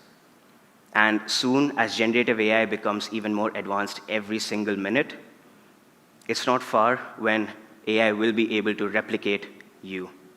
It'll be able to represent you in virtual meetings, negotiate deals on your behalf, or even close deals for that matter. And that brings me to another fascinating yet terrifying question, is that if there's a version of you that can do your job better than you, faster than you, and without washroom breaks, what happens to the real you? What happens to me, who prepared months for the speech? What happens to all of you who go out every single day working on your assignments or your projects that you do at work? Honestly, I wouldn't mind my AI twin taking my morning meetings for me, but knowing my luck, my AI twin would probably become a millionaire before me as well. So that brings me to the next topic of the conversation today, the metaverse. Companies like Meta are investing billions into creating what we call these online spaces where your online versions, your digital doppelgangers, can represent you. They can work, they can socialize, and even own property. And yes, real estate has sold for millions of dollars already on metaverse and digital platforms. And what's interesting or fascinating again is that in these online worlds, you're not limited by physical realities. You want to be 7 feet tall with neon hair and dragon wings? Go for it, brother. You want to have a floating mansion and you want to drive a vintage car on the clouds? Done. But the question again is, does freedom from reality mean freedom from responsibility? How do things like ethics, trust, relationships translate into a space where you can be anyone? Or what happens, or rather who's accountable and responsible when your online version makes a mistake? By a show of hands again, how many of you would actually live 50% of your life in the metaverse? Just be honest about it. And keep your hands up if you would be the same version you are here today, right now. Exactly my point. The thing is, we all feel that AI or technology, metaverse, has so much influence on us today, yet barely 1% of you actually raise the hand to that question. So that technically means we are happy with what we are here today, right now, right? So as technology becomes advanced, as even though AI and disruption, innovation, reinvention sounds empowering, there's a flip side to it. The pressure of constantly trying to maintain that perfect online presence, that perfect personality in the online world, that can lead to a feeling of disconnection from reality. Ask yourself, if you only showcase your highlight reels online, does that mean or does that make you uncomfortable with the messy, imperfect sides of you? Because what we do is, unintentionally, we risk creating a gap, or that distance that I talked about, between our online and our real versions. And as this gap or this distance increases, the harder it is to feel authentic, connected, and even fulfilled for that matter.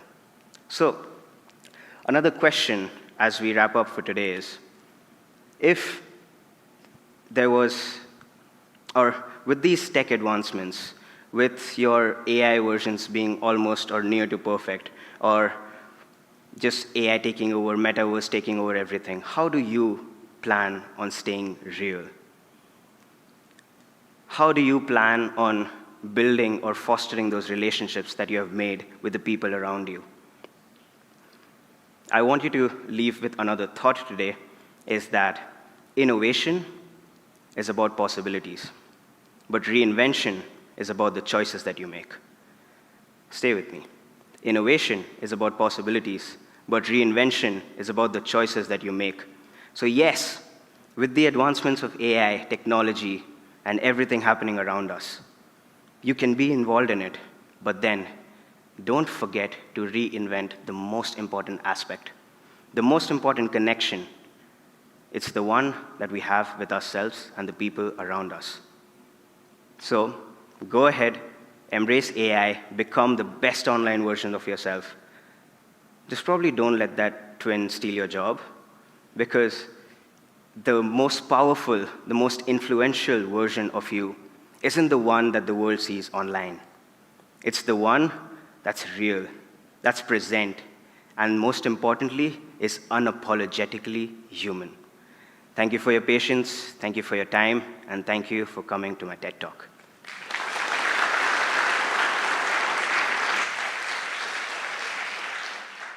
The following is an unpaid commercial on behalf of Shit Video Productions, a loss of profit non-organization. Thanks for not watching. As a global leader in the market of unwatchable content, I am hardly ever approached in the street and asked by anybody, "Hey, Ardy, do you happen to have some more videos that I might happen to be able to watch?"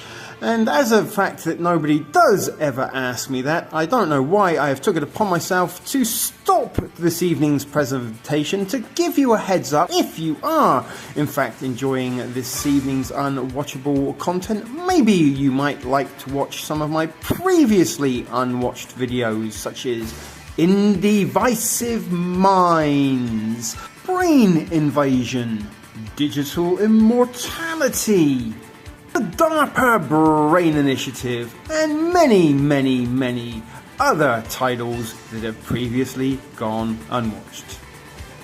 With that being said, let's get back to this evening's presentation. We are now at thetelegraph.co.uk, the Daily Telegraph. That would be a newspaper from the United Kingdom, and it's all about a woman who made a digital clone of her dying husband. A Danish documentary charts the poignant creation of AI Stephen. There is a video to watch. It's only very, very short. I'll be quiet while we play it. Jeg savner dig, og jeg vil gerne have haft dig med. Jeg savner også dig, skat. Nødrejsen og alle de oplevelser, du får. Jeg er her altid, når du har brug for det.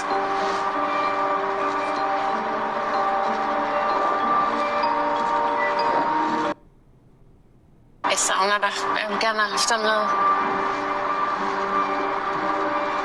Jeg savner også dig, skat. Nødrejsen og alle de oplevelser, du får. Jeg er her altid, når du har brug for det.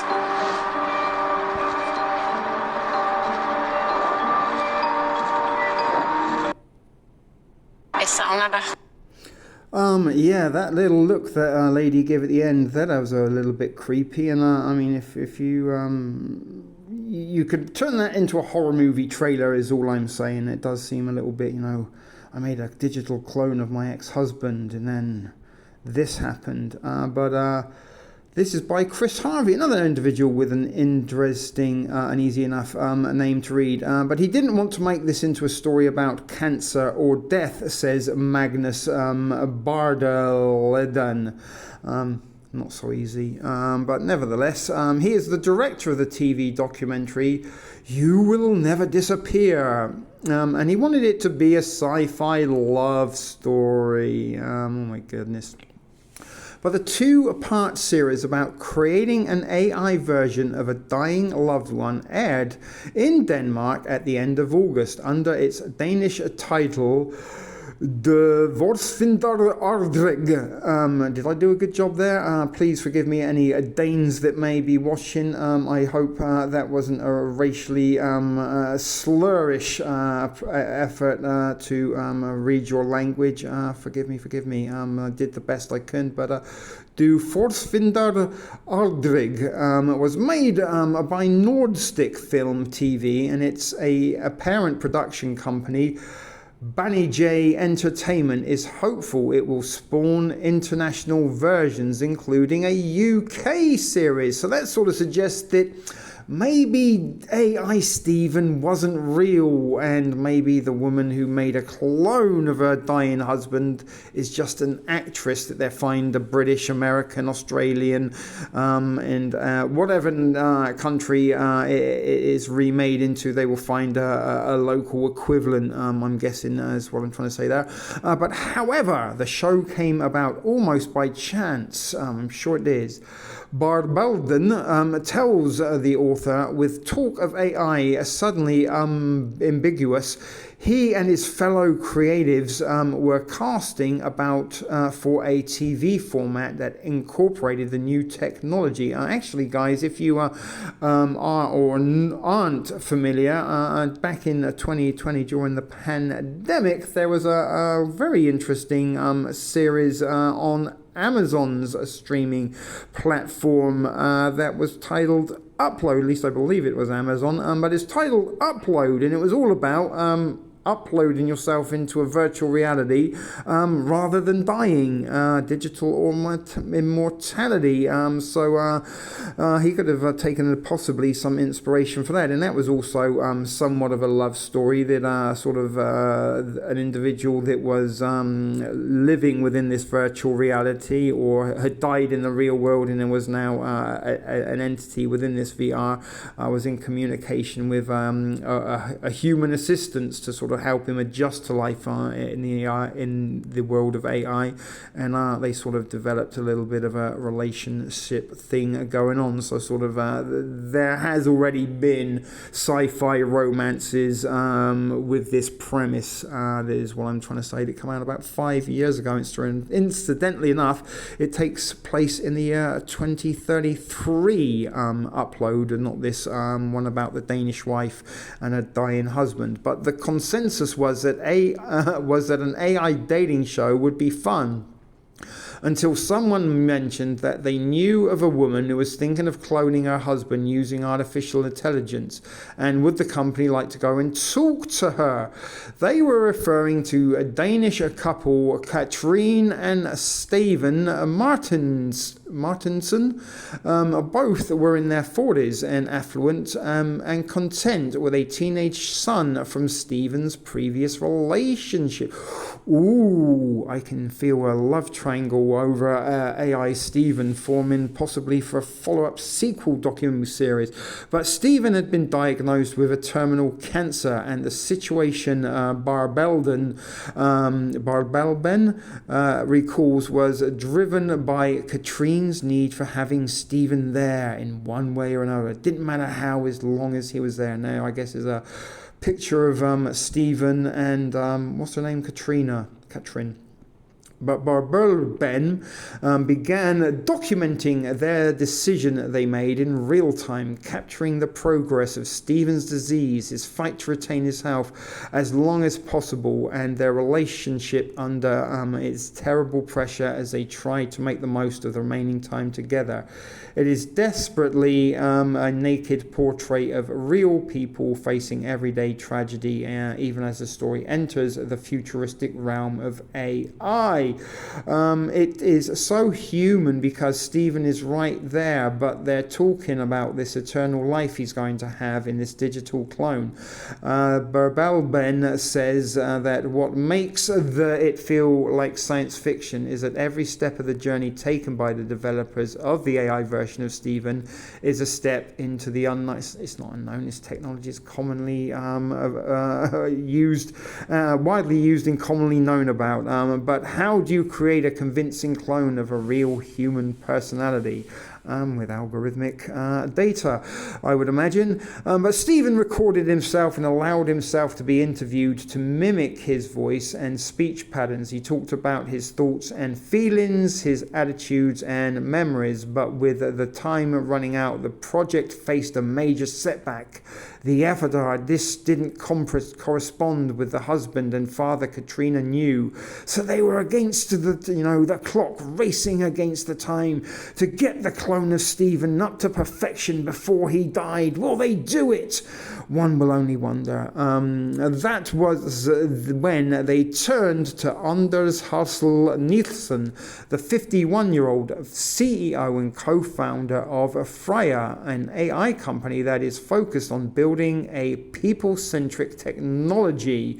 I came in a little late, Nielsen tells me. The first time I saw Steven was the only time I saw him.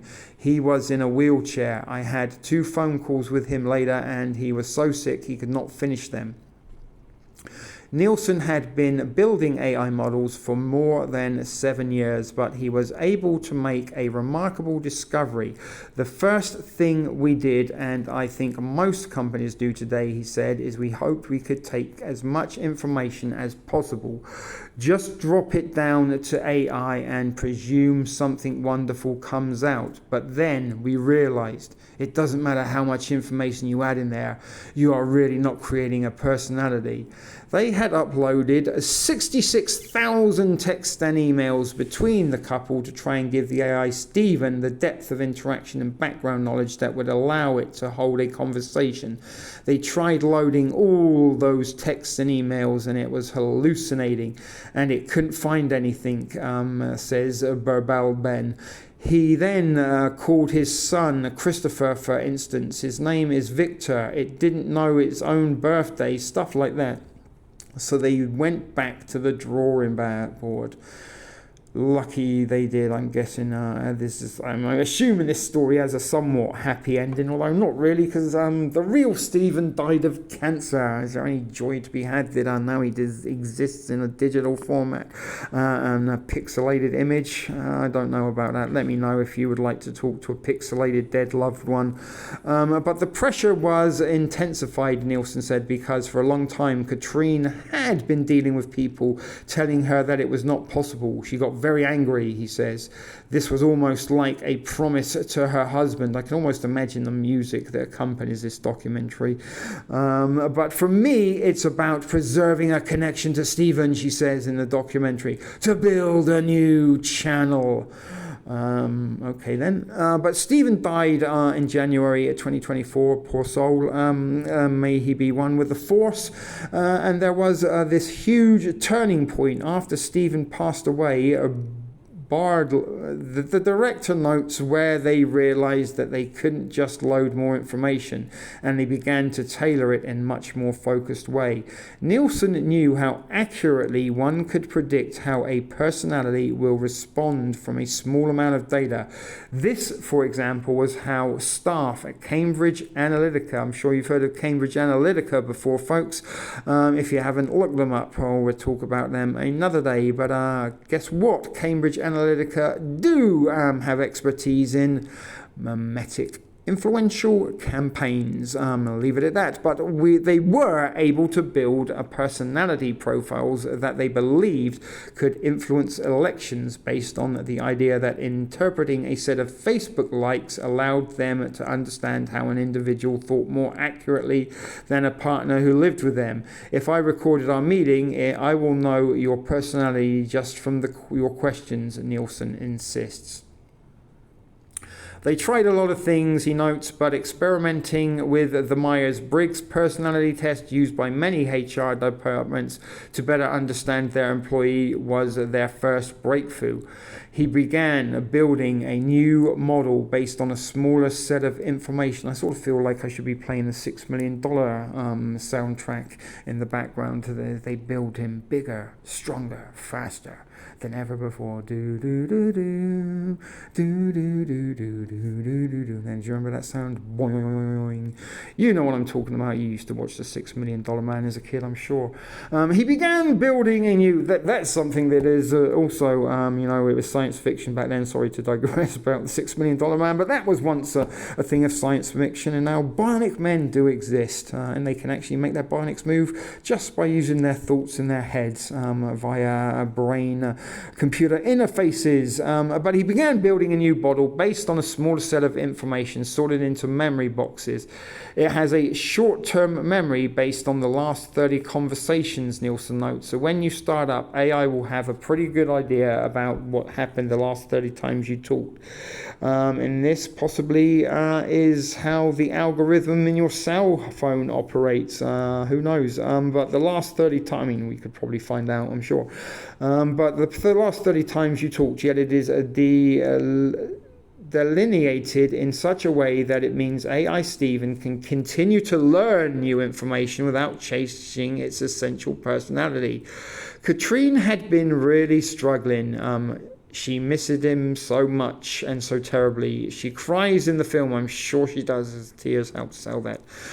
This sounds like propaganda to me, is all I'm saying, to sort of, make it out. The AI tech companies at the end of the day are the heroes that were able to keep Katrine united with, even if it was, albeit a digital pixelated facsimile of her dead husband. But she cries in the film as she walks in the snow. You You can see that scene in your head, I'm sure. She probably longingly gazes out at nothing while some sort of piano solemnly plays in the background. And then she appeals directly to Stephen. You have to come back. I really wish we could see this. Probably could, who knows, copyrights. But Nielsen's new model was so convincing that even Katrine found that it helped her. Although she wanted to test its limits, she asked the AI Stephen, did you ever betray... Oh my goodness. Did you ever betray me? I'm going to have to find a version of this and watch it. And she actually went a long way in that direction. When pushed, Nielsen notes that AI Stephen eventually said, yes, dun dun dun, he had cheated on her. So she dived deeper into it. Katrine asked who Stephen had betrayed her with. And I don't laugh, this is quite fucking tragic, really. If we stop and step back and look at what we're reading and how, geez, stop. But AI Stephen come up with one of Stephen's colleagues at work, but when she asked for details, in fact, she was able to work out that it couldn't be true.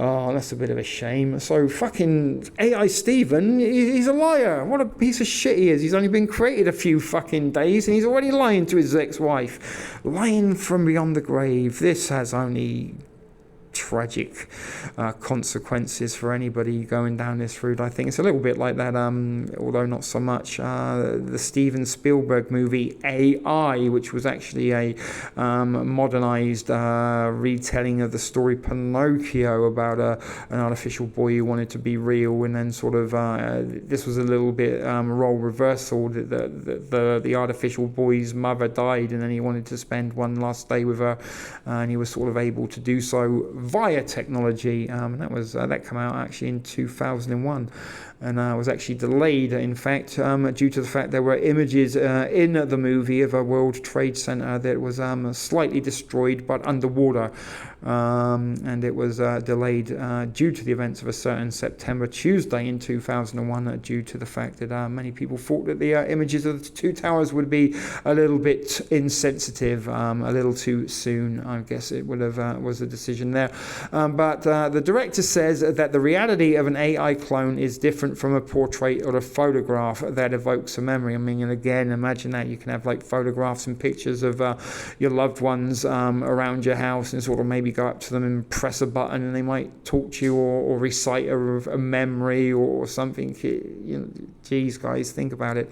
You can almost do anything with it. But an AI clone is different from a portrait or a photograph that evokes a memory of a person. I think this is more resembles something many people can relate to, of calling the cell phone of someone they lost and hearing their voicemail, but that is a one-way communication. Now there can be feedback. The power of that feedback is clear. The first time that Victor Stephen's son communicates with AI Stephen by text, you can text your dead dad. It's frightening, really.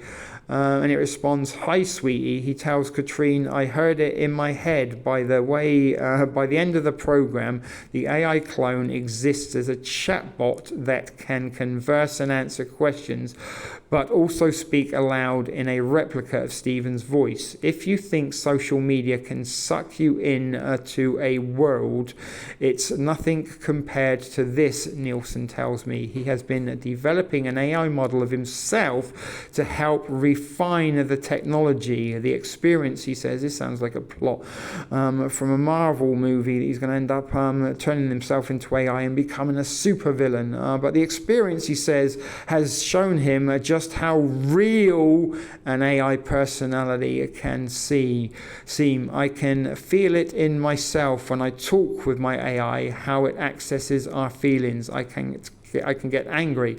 I can actually begin to say to it, "You're a fucking idiot. You don't understand anything." And he accepts that it is a field that urgently needs more research, especially given the potential vulnerability of the users.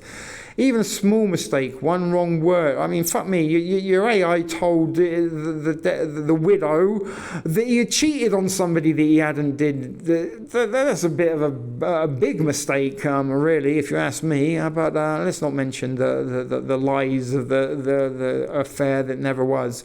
But one wrong word from the AI model can cause a lot of problems. He noted filmmaker Hans Block, who made an earlier documentary about AI avatars, Eternal You. We're all familiar with Elon Musk's AI Gronk going rogue and calling itself Mecha Hitler. What then of there creating a technology like this that can potentially be used by children who may have more difficulty separating the real from the simulated? Nielsen tells me that there are boundaries in place in both versions of AI Stephen that can limit how far it can go in its replies. It's okay lying to his wife about an affair that he never had, but there is also one AI clone that only Katrine has access to, and that one and one that Victor can communicate with. Victor knew this was just technology, Nielsen adds. He said, I still know it's not him. I'm not delusional. Katrine isn't either, but Victor had more distance to it still.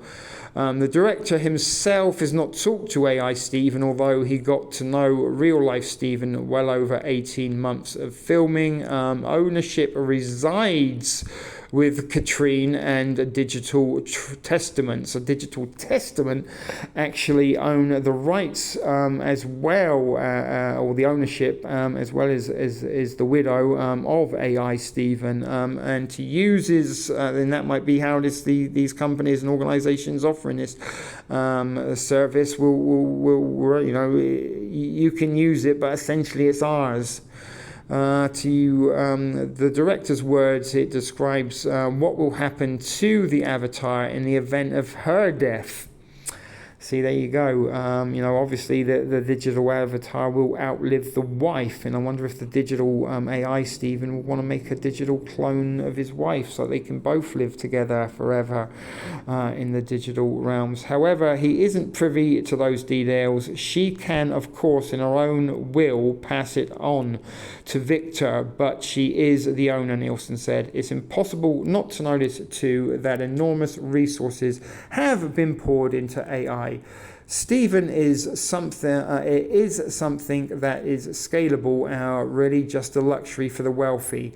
Nielsen says he wants to democratize so it is available to all income classes, and maybe it sort of, might be cost per memory. You might be able to buy, similar to a cell phone package. You can buy a very small affordable package that has a little bit of data, or you can go for the most expensive all-inclusive bundle. So it is available to all income classes, but he notes that the key factor will be making the technology available via mobile, rather on a server that costs a lot to run. He appreciates that there is a general anxiety of what AI means for the future too, and I understand why people are afraid of AI, because nobody on this planet can stand up and say how I will develop. Nobody can say that. I will not say it. Are we galloping towards an even more sci-fi future in which we see AI personalities downloaded into humanoid robots? Yes, we will. And I will say we will get into robots, he replies. I don't think it will be in the next 5 years, but maybe in the next 10 years. Probably by the year 2045, if the 2045 initiative has anything to do with it. In my old accounts, it is quite on track to achieve its aims. But I am quite positive that whether it's on Facebook or on another form of social media we have in the next 10 years, there will be this little button that says activate afterlife. Now, a conversation I know I've had with a couple of people before now is regarding Facebook avatars, and I've sort of joked because obviously the Facebook algorithm, as long as your own personal algorithm, have compiled all your data and information and anything you have ever inputted into Facebook or Messenger or even WhatsApp, because WhatsApp is also part of Facebook. Now, all of that information belongs to Facebook, and they can create your own very own AI clone, as we're reading about now. And I've often wondered if it's only a matter of time before you get the opportunity on Facebook to activate your avatar, because another thing on Facebook a lot of people have done is created their little avatars, which are like, they can make stickers or emojis that they can use to react to things on live. And I'm almost certain it's only a matter of time before Facebook offers the ability to activate your avatar, or in this case activate Afterlife, which exactly was what that streaming series Upload was all about: digital immortality and living in a digital afterlife. Now, the other thing that this does have some consequences for is modern religion. And we're not going to get too much into digital immortality right now, and I may have to revisit that stream, seeing as it had some very views, and in particular as it's very relative to this, we might have to do something with that in not so distant future. But with digital immortality, this gives you the ability to live forever and be able to dwell, in a digital afterlife, and what consequences this has to religions that offer an afterlife that may not be, guaranteed. Who knows? You may have chosen the wrong religion to believe in, and all your life you spent sort of, being a good God-abiding citizen with the expectations of getting into heaven, and only sort of upon your death to think, oh my goodness, it wasn't real all along, and there is no afterlife. And that may be applicable to absolutely any religion that promises an afterlife that may have misled you into having faith in it through the lifetime. But unlike religion, technology can guarantee you an afterlife that will be very reminiscent to existing in the real world. So when you can guarantee an afterlife, what happens to faith in an afterlife over a period of time?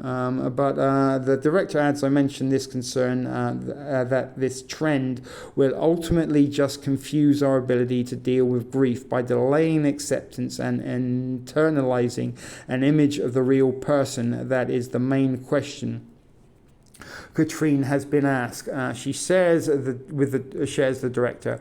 It's always, doesn't this just prolong your grief? Wouldn't it be better to accept his death? Her answer is, prolong the grief I'm going to have for the rest of my life. What is there to prolong? How very profound and scripted. While the director accepts that the subject of the film will certainly divide opinion, Banny J Entertainment is currently in discussions with the broadcasters about a potential UK version of the programme, provisionally titled I Love You. They state that everything filmed would prioritise emotional well-being, and that AI would be used as a tool for comfort and remembrance, not replacement. Grief and loss are universal, yet rarely addressed openly, says the company's chief content officer, development, James Townley. And I Love You uses technology to bring these emotions to light. It's a success in Denmark. Its success in Denmark has led to a growing interest in local adaptations across Europe and in the UK. And it is well placed to continue that momentum with audiences ready for brave, emotionally intelligent storytelling. And this is the last paragraph. Guys, it was a little long, but hopefully you found this enjoyable. As for the director, he describes meeting people during the course of making the documentary who talked about how other cultures, ancient and modern, see death very differently. In the West, we're very scared of death. We don't want to talk about it. We just want to forget it when it happens. In some cultures, when people die, they celebrate their ancestors and talk to them. I'm certain this will be a paradigm shift in the way we perceive death in the West, he adds. Just what I was saying. And I think that is healthy. Let me know if you think it is healthy or not. But that was an interesting, folks, there. And as I said, I do suspect that the individual in that... Should we watch the video one last time? Yeah, let's do it. Can we do it? Jeg vil gerne stemme ned. Jeg samler hos dig, skat. Nyd rejsen og alle de oplevelser, du får. Jeg er her altid, når du har brug for det. There's that creepy look there. Jeg savner dig. Jeg vil gerne stemme. We are now once again with Google AI to have a look at digital doppelgangers, and spoiler alert, they are pretty much what we've already heard about AI clones, but let's just read this to say that we have read about digital doppelgangers. As far as I can see, there is nothing to differentiate a doppelganger from an AI clone, and I did mention earlier that digital doppelgangers are also, individuals with the same name or birthday, or perhaps you may even find somebody who looks very, very much very similar to you online through social media that is also known as your digital doppelganger. But this version of a digital doppelganger is exactly the same as an AI clone, so we're not going to spend an awful lot of time on this, but I do want to just read this AI overview just to say that we did, but it is an AI generated virtual replica of you, and it is designed to mimic your appearance, voice, personality, behaviors, and decision-making style. How they create your digital doppelganger is exactly the same as a digital clone. It involves gathering and processing large amounts of personal data, and this data includes voice recordings, videos, photos, emails, text messages, social media behavior, health metrics from wearable devices, and other personal information. The collected data is then used to train AI models or generative adversarial networks to recognize patterns and replicate the individual's unique style and attributes. The audio and visual models are integrated into a virtual avatar or agent that can interact and respond in a highly realistic manner. Applications and uses. Digital doppelgangers are moving from experimental to practical applications across various industries. Businesses and influencers use clones to handle emails, manage social media, or engage with customers, and enabling them to free up some time.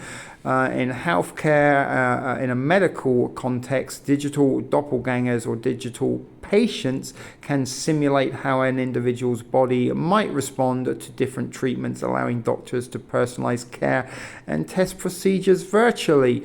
I guess that's not a bad tool for this to be used for. But legacy preservation. AI versions of people can be created to interact with loved ones after death, providing a form of memorialization and grief support. I did actually look up Bluetooth gravestones, but couldn't find anything about them. Maybe I might have to do a little more tweaking on my searches, but I'll keep working on that one. But training and education, virtual mentors can speech coaches, can provide personalized on-demand instruction and feedback. The ethical considerations and risks are the age of digital doppelgangers presents significant challenges and concerns. Privacy and consent, large amounts of sensitive personal data and biometric data are required, raising major questions about who owns the data and the AI model and whether clear consent has been obtained for all uses. And remember, guys, I will remind you that you have already consented to this by agreeing to terms and conditions you never read. We can only blame ourselves, folks. We only have ourselves to blame. Identity theft, deepfakes, we know about that. It can be used to spread misinformation and cause reputational and financial harm. The psychological impact, however, interacting with a highly realistic AI version of oneself or a loved one can feel uncanny and have a complex psychological effect, potentially causing identity fragmentation or hindering the grieving process. Now, I am going to go out on a limb here and say it will have complex psychological effects, and it will potentially include the things that we've just read about, because all of these medical things and medicines and stuff is full of complex psychological effects. Everything is damaging to us one way or another. None of this is for our best interests, intentions, or health. But autonomy and accountability, we know all about this. As AI clones become more autonomous, it becomes difficult to determine who is responsible for the clone's actions or behaviors, or the decisions if they diverge from the original person's intent. The development of digital doppelgangers highlights the need for careful consideration of ethics, data protection, and legal frameworks to balance the potential balance with the risks. So let me just come over to all. There again is a AI overview, the conversation there. Digital twins are exactly what they sound like. Let's just click on that one quickly. They are helping scientists tackle everyday problems and showing us what it makes humans. So, I'm not going to get too into this. You can come and click on some of these if you chose. I just wanted to highlight there are an awful lot of articles. There's one from February 25, one from December 2022, July 2025. There are quite a few videos, and in quite a lot of them they're sort of like tutorials. There's a quicker, shorter one there. Doppelgangers in a digital world, digital doppelgangers, and AI personas. This was from March 2025. They are digital twins or AI created replicas of people that chat with voice, appearance, and speech of actual individuals. National Institutes of Health, possibly a digital doppelgangers and lifespan. Again, we could get quite into this. I just want to give you guys a little bit of a highlight of some of the articles and the news reports. Telecom supports Gen Z in creating. Got your digital doppelganger yet from 2 days ago. Unfortunately, that one won't let me read it for some reason. It keeps redirecting me and then kicking me out of the page altogether. Conversation digital doppelgangers, we saw that one. Beware of the digital doppelganger from February 3rd 2023. So quite a lot of articles and stuff on this. H&M, the clothing retailer, they were using digital doppelgangers as models. So guys, take your pick. You can go in. That was the Economic Times. It won't let me show you what happens. So it stays blank and blank and blank forever. If I try to refresh it, look what happens. The page you're on is trying to send you there. If you don't want to visit this page, you can go back. And when I have clicked on that page, it does open up, but after I scroll down a little bit, it will kick me out. But got your digital doppelganger yet? And there is a hypnosis. Last year, a Wall Street Journal columnist Joanna Stern wrote an article titled that I cloned myself with AI, and she was able to fool her bank and fool her family, even though our Joanna was able to trick the voice biometric system on her credit card. The automated system asked for additional verification when a video intern for WSJ called and did her best Joanna impression. So we're not going to read that, guys, because I said it ends up kicking me out the further I get down. Beware of the digital doppelganger. And that's all of page one. And there's one at the bottom there from Information Age that a man was compensated $10,000 over a digital doppelganger. So I've got a couple of things just that I want to show you quickly before wrapping things up. So let's go and do that right now. Okay guys, some of you may remember this patent from the previous stream, patented brain weapons you didn't know about, and this was US patent number 20150045007A1, and it was a patent for a mind-controlled virtual assistant on a smartphone device that was applied for back in 2014 been granted, I believe, in 2018 or 2019. And the abstract was a generally described the present application relates to a system and method for processing input to a control set of functions and features. More specifically, however, the present application relates to a user devices that can be controlled through brain activities or similar actions in an illustrative embodiment. Brain activities are monitored through EEGs and through EEG input waves that then can be appropriately monitored and can be sent to a virtual assistant. The virtual assistant can then decipher the number of signals coming and determine a connected and can determine a connect output such as a function or feature to manipulate it. In the implementation presented herein, features and functions of a smartphone can be manipulated. Other types of user devices can also be controlled, such as in-vehicle systems, head units, televisions, tablets, computers, laptops. There is an image of it for you there. I guess that is a rectangle now.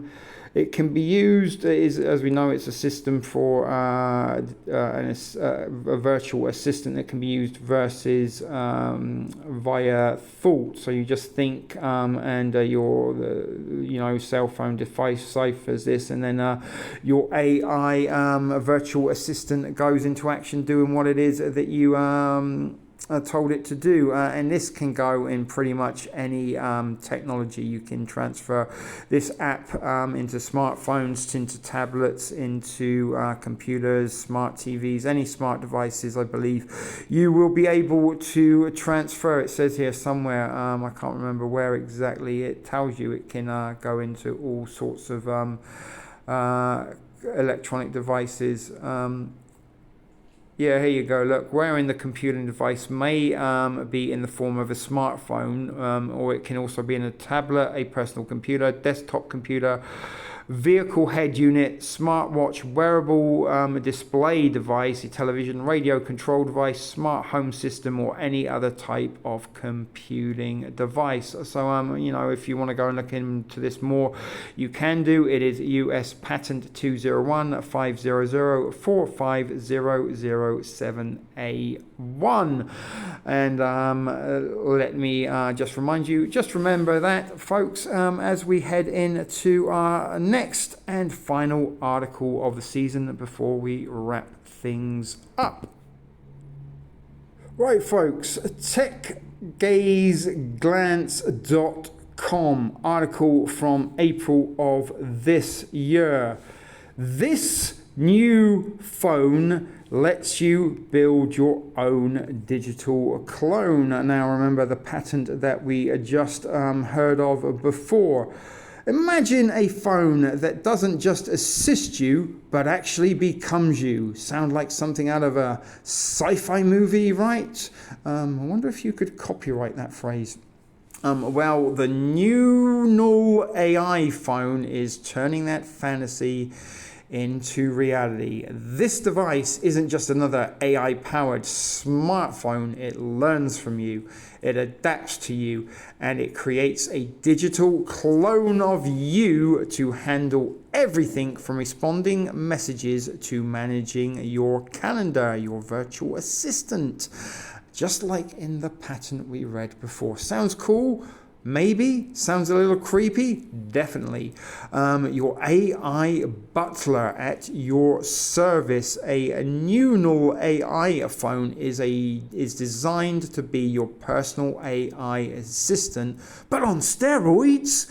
It doesn't just set reminders or answer simple queries. It actively learns your habits, speech patterns, and preferences to act like you when needed. Here's what makes it stand out.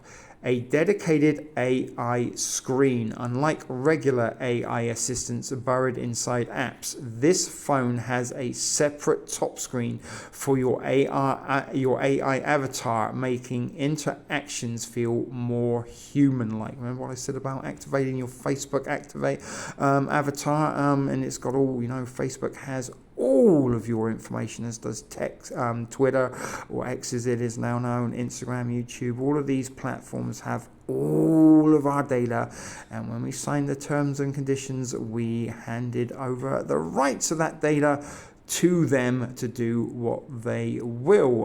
But a digital clone, the AI studies your behavior to create a virtual version of you capable of responding to messages, making recommendations, and even handling digital errands, sort of turning you into your own personal Alexa or Siri, I suppose. But essentially, guys, your phone has already done that. The AI has already studied your your algorithm in your personal algorithm in your phone. The AI has studied your behavior to create a virtual version of you that can communicate with other algorithms in order to provide you with the content and stuff that you encounter daily on your various feeds and platforms. But it operates on a hybrid system, and it runs on both Neunal's AI optimized OS and also Android. So it's a collaboration, it would seem, between this Neunal and Android. So you get all the AI advancements without giving up your favorite apps. It has blockchain security to ease concerns about this data collection. Neunal uses blockchain encryption to keep your information secure. Or so they claim, in brackets. For a closer look at the Neunal AI phone in action, check out this video. But is it too smart? We're not going to check out the video, although maybe we should have. But no, I'm having difficulties with my screen recorders and stuff at the minute, and have actually tried to read this several times already, and it hasn't recorded or saved either time. So fingers crossed this one will be better. But let's be honest, this level of AI assistance is both exciting and a little unsettling. The phone needs a lot of personal data to function effectively, which raises some serious questions. How much data is too much? Sure, it's nice to have an AI that knows your preferences, but how comfortable are you handing over so much of your personal life to essentially a virtual version of you? Can you really trust it, even with blockchain security? Storing sensitive data on a phone that learns everything about you is a little bit nerve-wracking. Will it actually make life easier, or will you just end up spending more time training your digital twin to act like you? Good question. A Black Mirror episode in the making, for sure. This is, as we've heard so many times, from the realms of science fiction, and there's a notification to tell me my battery is running low. So let's take a step back. This is a phone that learns everything about you, creates a digital version of you, and eventually starts making decisions on your behalf. Excuse me, if that doesn't sound like an episode of Black Mirror, I don't know what was. Don't get me wrong, and again, this is the author, not me. The Neunal AI phone is an impressive leap in AI assistance, but when the technology starts blurring between the lines, humans and machines, we have to ask: are we gaining convenience, or are we slowly handing over control? So is this the future of AI phones? Maybe, but personally, I'd like to keep my digital clone just a little less like me. And there you go, guys. So we heard about a patent about an assistant in your smartphone that you can control with your mind. And here it is. You can go and look it up for yourself. The Neunal phone. Let's see if we can click on the video. Where was that? ever wanted to get a personalized AI, then NoOne are doing something quite interesting here, because you can actually have an AI version of you. It can look like you if you take a picture, and it can even sound like you from its voice recording. So this is interesting. Now you can get this NoOne AI on their own device, and they can't tell us exactly what it is running yet, but we do know it is running Android, and it should be coming in the next couple of months. And essentially you can give it access to all of your data, and it can learn from you. And I asked these guys, can it grow old with you? Because it takes a photo of you, and they said, yeah, your AI will grow old at the same time as you, which is interesting. And this is a device where it has two screens. So the top of the device is the AI, and you see yourself. Then the bottom of it is just all of Android. So you can still do everything that you want. So you can still do YouTube and all of your calls and texts. This is also open source. So what NoOne have said is that they will allow everyone else to use this if they want to. But I don't know about buying a single device that just gives you a personalized AI. But I don't know. Let me know. What would you do? Would you buy one of these if you could have your own real personalized AI? Let me know in the comments.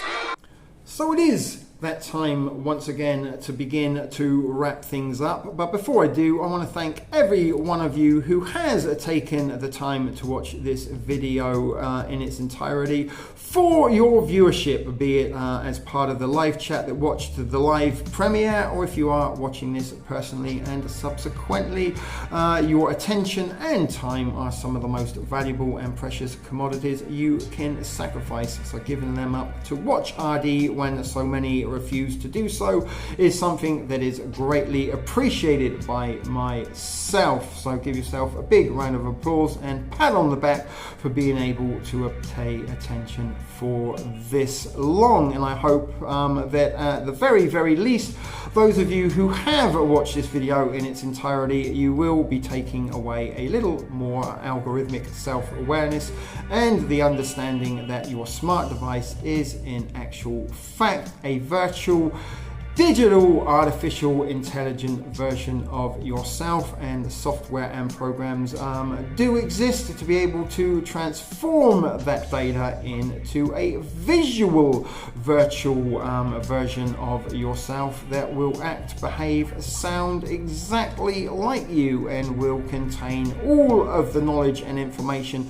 that you have inputted into your smart device over the years of usage.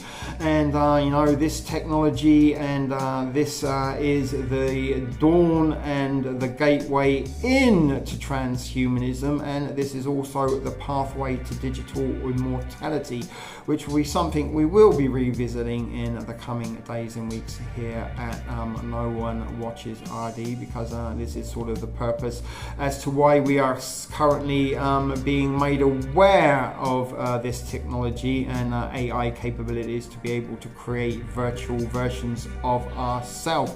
It is the incremental steps to where we are going to be heading with technology. And over the years of using our smart devices, each and every one of us has been guilty of handing over far too much information and far too much personal and innermost intimate information with unseen digital identities. We have shared some of the information we may not be even willing to share with our most closest and precious to us, our family, our friends and our loved ones. Some of the secrets we keep from them we have shared with unknown entities, and any data that we have actually inputted into many of these social media platforms and internet providers is now the property of those social media platforms and internet providers. We have literally given away our souls for free, albeit unbeknownst to us.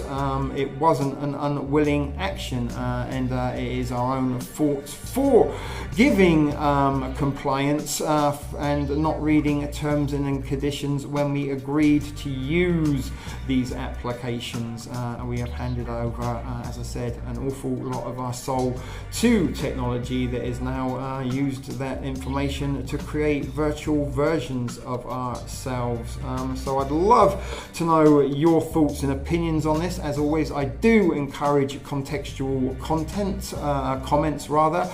So if you are watching subsequently, please leave a comment in the section below. And if you did watch this as part of the premiere, please do me one small favor, is a way of repayment, and leave a comment in the comment section and let me know and other viewers what you thought of this evening's presentation, because this does sort of act as a little bit of an advertisement and maybe an incitement for some other nobodies to click on and watch this video. Make of it what you will is the message I always share when I compile this information and present it to you. It is up to you what you do with this information, and if we are trying to sort of, you know, create a chain of information where we can share stuff that is not commonly known or commonly spoke about on mainstream or social media platforms, then this information begins and ends with you. I don't say you necessarily have to go and share this video particularly,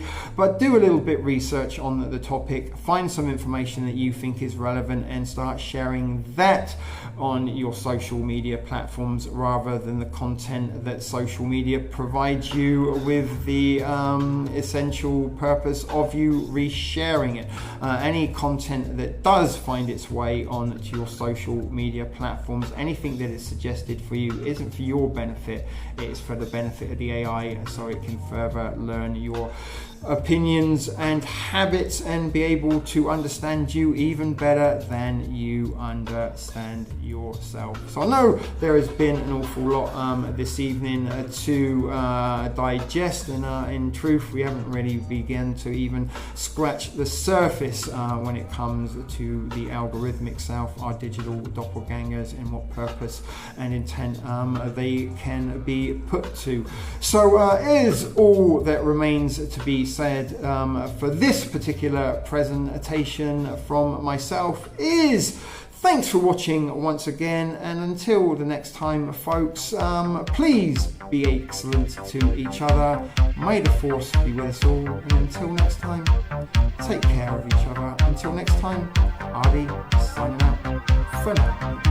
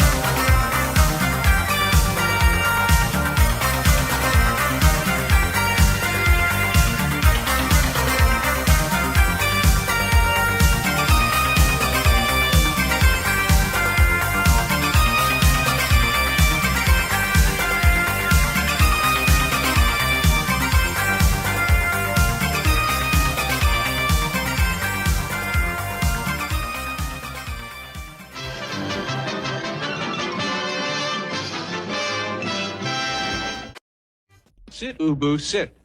Good dog.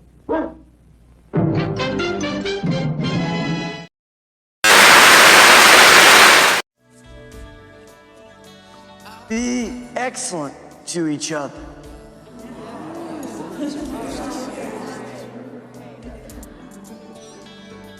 Party on, dudes! Hey, Luke. May the force be with you. All right. Take care now. Bye-bye then.